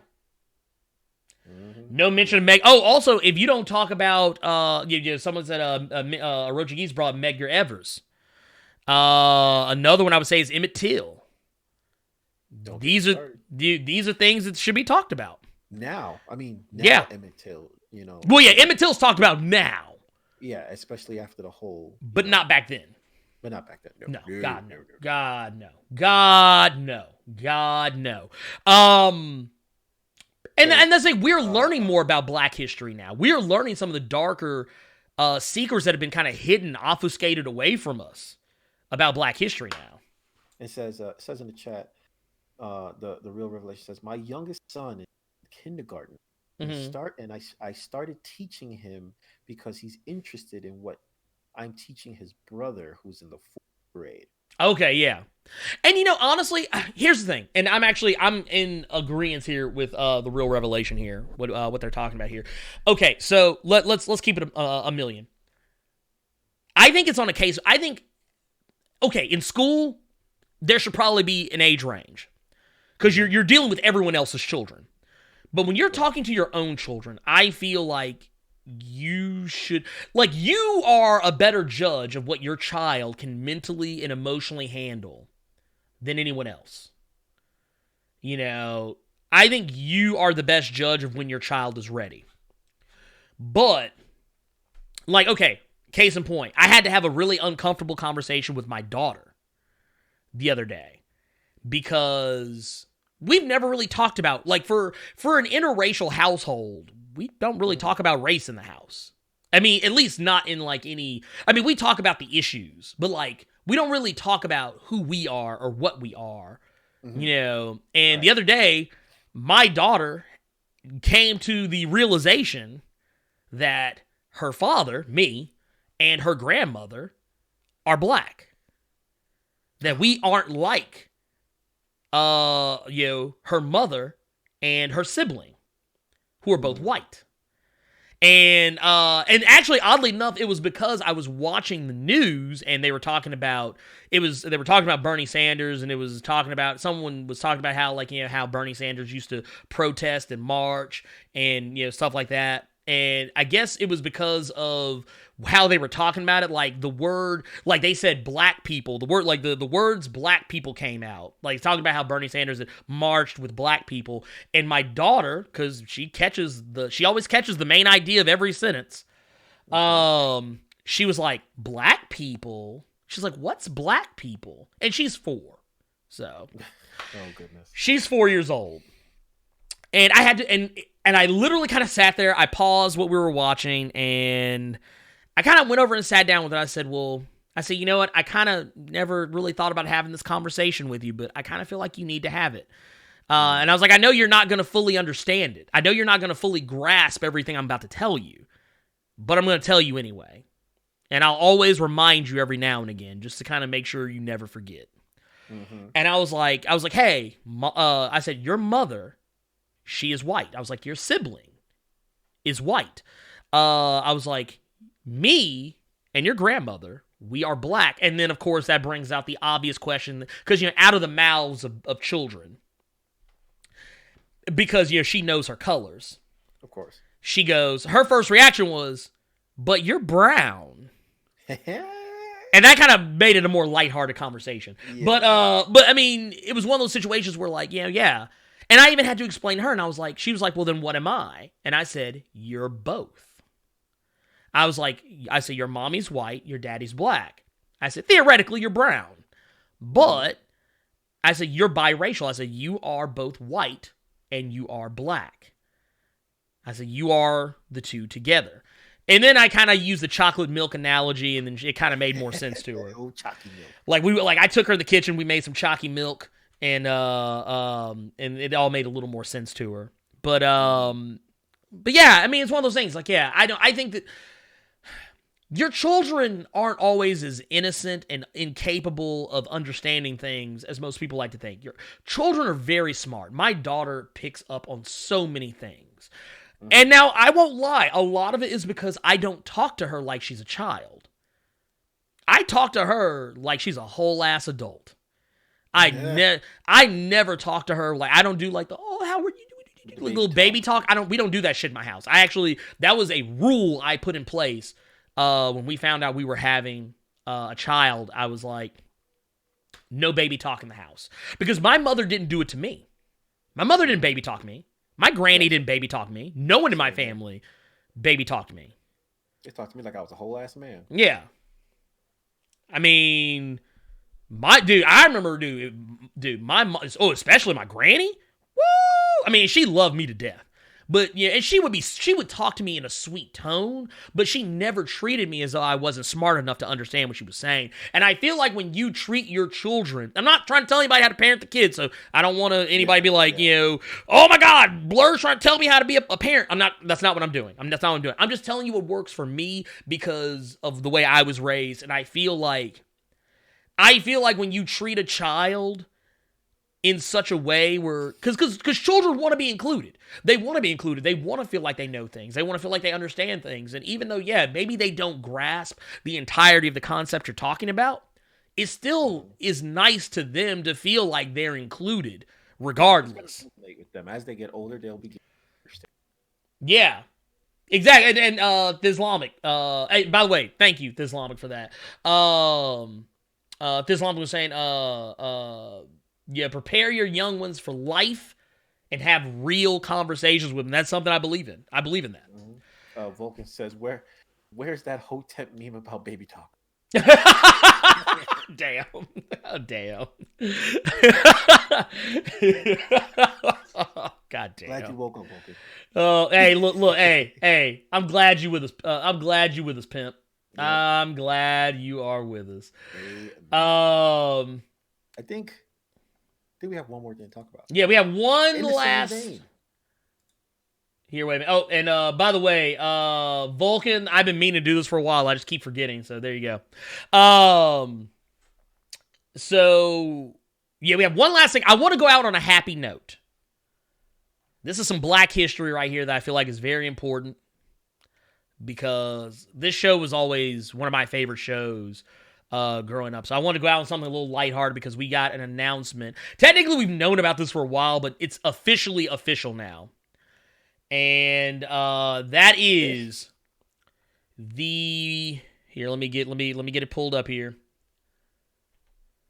The Proud family, Louder and Prouder, will continue the story of Penny Proud on Disney+. For those who don't remember, the Proud family, it was a kind of like a sitcom-style animated series that Disney had worked on that was just about an affluent Black family, you know, living in a good neighborhood. Penny Proud, going to school, dealing with, you know, stuff teenagers deal with. It was a show that actually had a lot of really interesting commentary. They actually had really good comment. There was an episode, I'd forgotten about it. They had an episode that was a really good commentary on piracy. Like back, because it was using Napster and LimeWire as like the whole thing, and they kind of mixed it in with like The Matrix. It was really good. Like, and they had a lot of good commentary on like, you know, parents and how they can sometimes be overbearing and enforce their dreams or their failures on their children. Like there's an episode where the dad, who's in the middle, he was a spelling bee guy back in the day, and he forced Penny into going into the spelling bee even though she didn't give a fuck about it. And but he was basically trying to recapture the glory days, living vicariously through his child, and that's something I think a lot of people don't realize they do. Like I actually, that's one of the few things my wife and I argue about. She does that with our children. and not so and not even like not so much the successes but the failures, like, you know, because she grew up, and I'm not trying to pull all my wife's business out here, but she grew up dyslexic, and but she went undiagnosed pretty much until she was already like in high school. Oh wow. And she always felt like she had difficulties learning, and people made her feel like she was less than as a result of that. So for her, she's very vehement about like when for my daughter, my 4-year-old, when she wasn't talking, like she felt that she should have been talking more at the time that, you know, kids normally talk. But it wasn't that she wasn't talking, she just wasn't talking around her. She was talking around me because once again, going back to it, I talked to her.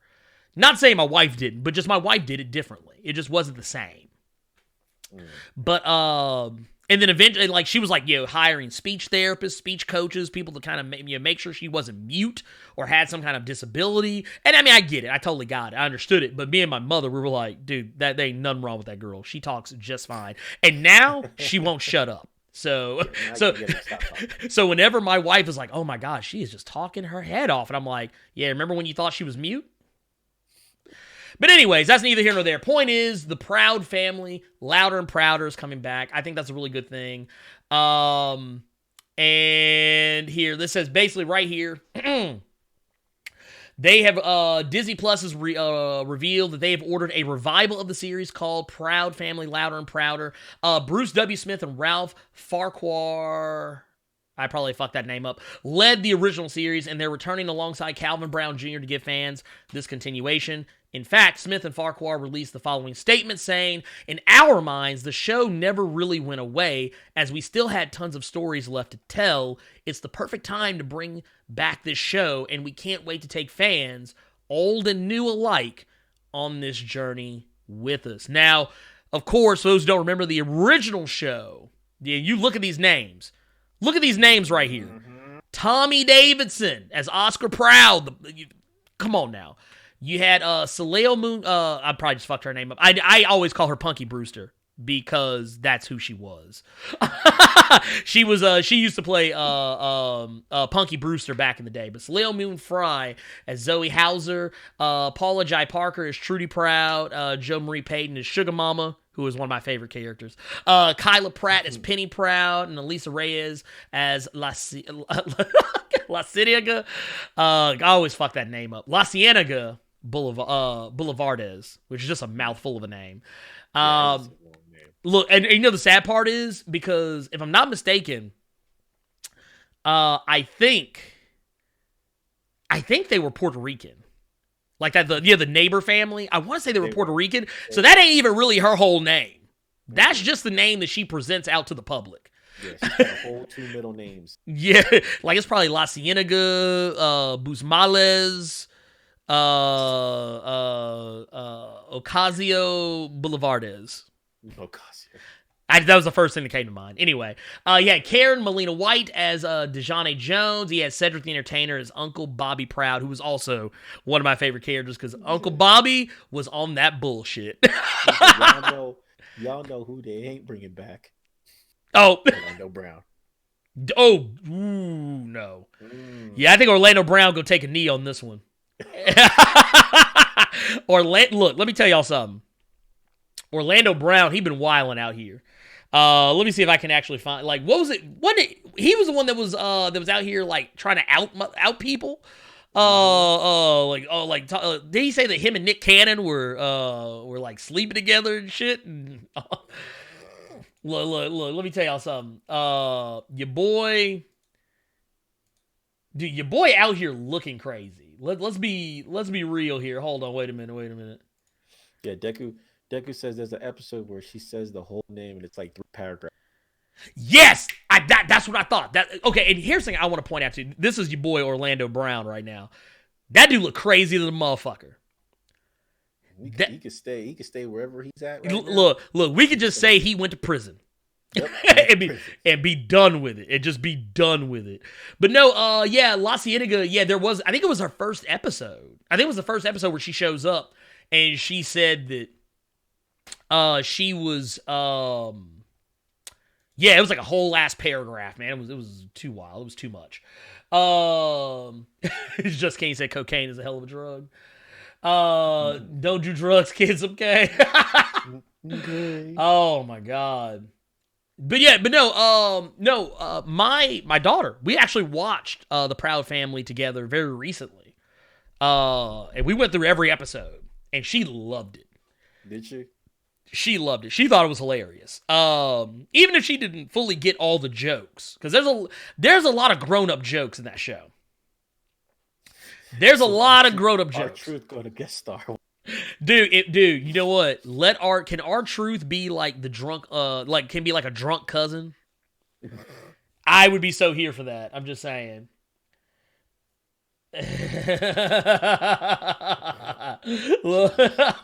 Hey, at least he saw whatever he saw. Look, I'm just saying. But no, you know what I just thought about? I wonder, okay, okay, so do you remember the Gross Sisters? Oh. Do you remember the Gross Sisters? Wow, dude. Cause look, hold on, wait a minute. Cause I got. Why are you bringing them up? Dude, like, why you gotta bring up old shit? Right? Hold on, wait a minute. I got something for y'all. I got hot takes. Here you go. Boom. Oh, no. Dude, the Gross Sisters. Dude, this shit right here. Oh god. Dude, them motherfuckers had me wildin'. I was like, oh my god. Like at first I was like, this is kind of slick racist, but I was like, wait a minute, no. I was like, no, they just ashy because they gross. But no, but I love it. I love that show. There's a lot of good commentary on that show, which is just fantastic. So I just want to go out on a high note. That's all I wanted. I wanted us to finally have. We had some somber news. I want to have some good news. On top of that, I guess let's get into questions. We don't have any. We don't have any questions? From What? the Discord. From the Discord. Okay. I was about to say, god damn. Dude, y'all are wilding on me. I got a question. Okay. Wait, what's that? Are we doing a watch along for Revolution? Okay, so apparently I fucked up the bag last night. That's better than starting it with see what happened. So I forgot, and Dark Angel gonna bust me upside my head right now for even talking about it right now. We were gonna do a private watch party. Was the original intention, but then I brought it up when we were watching the movie, so I was like, well, I guess I fucked that up. But yes, we will be getting together to watch it. I think it starts at 7 p.m. Central Standard, so 6 for you. Yes. I think. Yeah, because I'm an hour ahead of you. Yeah. Because you're Mountain Standard, I'm Central Standard, so Minority Standard Time. The original Minority Standard. Yeah. Oh yeah, that's right. Be at Revolution live, baby. Live. Oh, dude. By the way, I just want to point out that I love the fact Arby's was out here wilding. I've been using sauce packets wrong. I've discovered. Wait, what? You know how Arby's, their social media is always just like ridiculously good. Classic roast beefs. Okay, so check this out. These motherfuckers. Let me see if I can get this to actually like show up right. There. It's not doing like I wanted to. There it is. That's good enough. They got Le Champion and John Moxley artistically drawn out. Look at the attention to detail on the spikes on Le Champion's coat. All with the Arby sauce. Look, that's Arby sauce right there. Yeah, whoever, I want to know who's that talented. You feel me? Right? Do they got a template? Something. They got a, like the cookie cutter joint. You just kind of, ooze around it. Dude, I feel like I've been fucking up apparently. I've been using Arby sauce completely incorrectly. I mean, them curly fries, though. Dude, actually, you know what? I may stop by. By the way, that reminds me, I need to get my ass out of here because, I guess it's probably a good thing we don't have that many questions or any questions because I actually do have some place to be anyway. So there you go. Boo on y'all.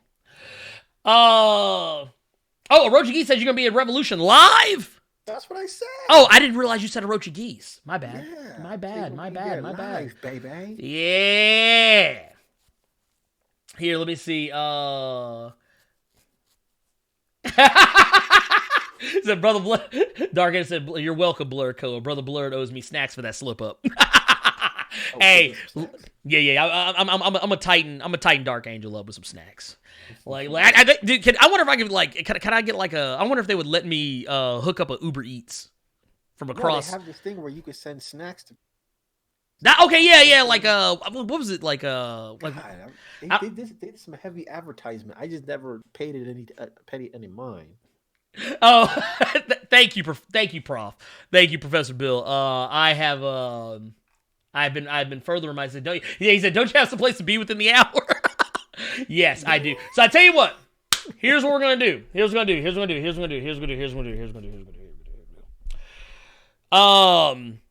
We are gonna postpone. I tell you what. There's one question I see here from was it AR Code Music?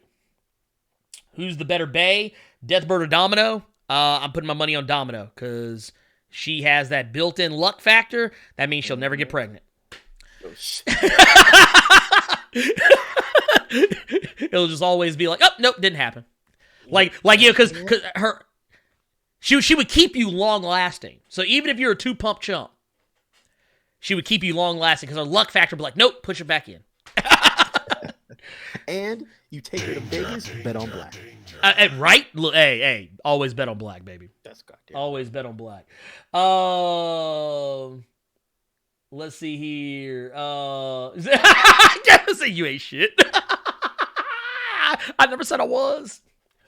So that said, this llama said Domino is a down ass bottom bitch. You damn right, dude. She run the whole squad for you. Carlos Johnson wants to know what action figures or collectibles have you bought recently? Okay. So honestly, I have not. because I have gone on I've gone on a little bit of a hiatus, and I'm gonna tell you why. I talked about this on Twitch. I've never talked about it on here, really. Some of you could probably see behind me. Behind me, this wall is all board games. I have an addiction. To board games. And here, I'm about to pull up something that, no, wrong link. That's the Board Game Geek. What's his face here? Here it is. Kickstarter. I kind of decided to take a knee on the, buying any collectibles, all because of this. Batman, the animated series, Shadow of the Bat. This is a board game in the guise of the Batman, the animated series. You see right here, 125 bones. And this gets you 22 unique sculpts, 40 total miniatures, 24 co-op and competitive battles, 23 custom dice, and 155 pieces of original art. But you see here, you can play as Batman, Commissioner Gordon, Batgirl, Catwoman, or Robin. They've got support heroes like Harvey Bullock, Renee Montoya, ISIS. You got GCPD cops. They got villains like the Joker, Harley Quinn, Mr. Freeze, the Riddler, Scarecrow, the Penguin, Two-Face, Man-Bat. You've also got minions, the Enforcers, hired guns, and crushers. You'll remember all these designs from the show. You've got bystanders, dice, decuses. But that's not all. This is a whole bunch of stuff that's in here. You got boards and stuff to play. And you get an exclusive Alfred Pennyworth miniature. But here's the other thing. You get loot stolen. These are things you get because of stretch goals. Extra sculpts for all the gangsters and hired guns. You get Notchka and Shaka. The big ass fucking what was it, the big ass polar bears.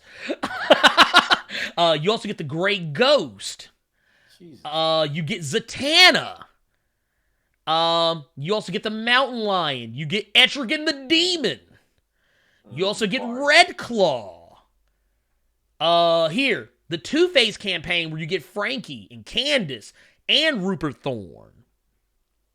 Let's see here. The Shadow Assassins and Ra's al Ghul. You get a Harley and Ivy episode. There's more hero boards. Oh, no, those were add-ons. I lied to y'all. These are the stretch goals. You get Talia al Ghul. That's the current stretch goal that has not been unlocked yet. But go further down, you see they got the regular mini and then how to look if it's painted.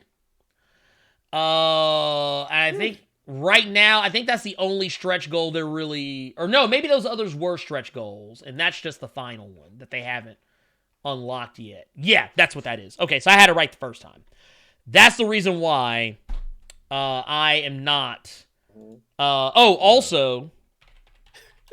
The chat is playing the song.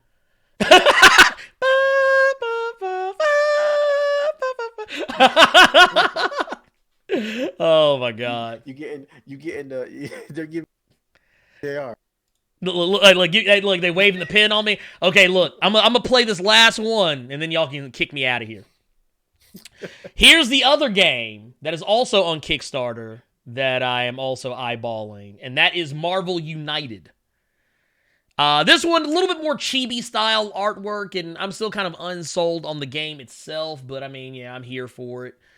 But basically, you get all of these, you get different villains, Red Skull chief among them. You get, like, your basic, characters and such and what have you. You get Captain Marvel, Iron Man, Captain America, Black Widow, Hulk, Red Skull, Ultron, Taskmaster. All of these. There's a lot of them. And then all the stretch goals. You see all these right here. They're all listed. I don't have to name them off. But you see why I'm kind of... Look, they got my girl over there too. Kamala. Y'all know the vibes. Oh, your boy Blade. Y'all know how it is. Got your girl Okoye Nova. Y'all know the vibes. The council is ruthless. Dude, what are they? Oh God, I don't want to look. I'm scared. The one time Vince don't fuck on the stream and Blerd goes long. Right? Actually, no. On that note, we are done. But I just want to show y'all. That's why I have not bought any collectibles or anything. So, anyways, we're getting the fuck out of here. Vulcan, we can play later today if you want. Just hit me up. Oh yeah. I'll be around too somewhere. I might be working on videos, so I'm a little behind. But just know we'll be there. Anyways, it's time for us to get the fuck out of Dodge. We'll do questions next week. Remember, Discord link. Link is in the chat as we speak. Probably, maybe, I don't know. It may not show up. Anyway, point of the matter is, it's probably showed up at some point in the chat, and the link is also... Oh, there it is now. Link is also in the description below. Go check it out. It's good stuff. By the way, make sure, if you're watching the stream, you haven't already done so, man, hit that like button for me. It really helps me out. As you can see, we peaked at like 150, almost 60-something viewers today, which is like a milestone for this channel, and we're still at 133 right now, so that's amazing. Thank y'all so much for doing that, sharing the stream, liking the stream, all that good stuff. I love y'all for it. I really do. And keep your eyes peeled. We're going to be dropping one final video for Black History Month. I'm going to drop it today. Probably going to drop that bad boy probably around 4 p.m. Central Standard. So keep your eyes out for that. We're going to be doing that. No Twitch tonight. We're not going to do Twitch tonight. At least not that I'm aware of. I might, maybe. I don't know. We'll see. Last time I did 2.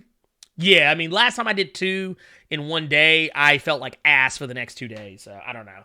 But anyways, I love you guys. Y'all are amazing. Y'all are the best. Y'all are the greatest. Y'all are literally the lifeblood of this channel. Brother One. Yes, sir. Y'all make sure y'all follow Brother One. Go over to twitch.tv/OneAboveNone. Go check it out. He's doing some really awesome streams, interviewing other streamers, getting the word out about their good works. He's interviewed me. He's interviewed Game Dad TV. He's interviewed Monse.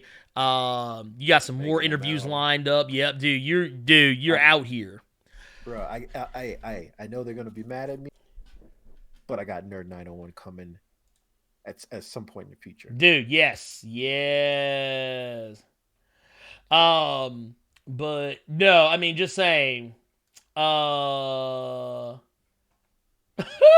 Dude, you is funny. Mm-hmm. Wow, people are wiling. There was no question. So there wasn't. Oh no, there was a question, but I mean, I know I saw it, but I mean, the thing is, I didn't see it till after the fact, and it's time for me to go. So anyway, I got sick kids to take pictures with, so those are first. You can call me the N-word all you like, but I didn't even deuces, that, fam. bro. And honestly, I don't know. So there you go. Anyway, we're out of here. I'll catch you all next time. Love you 3000 plus ultra.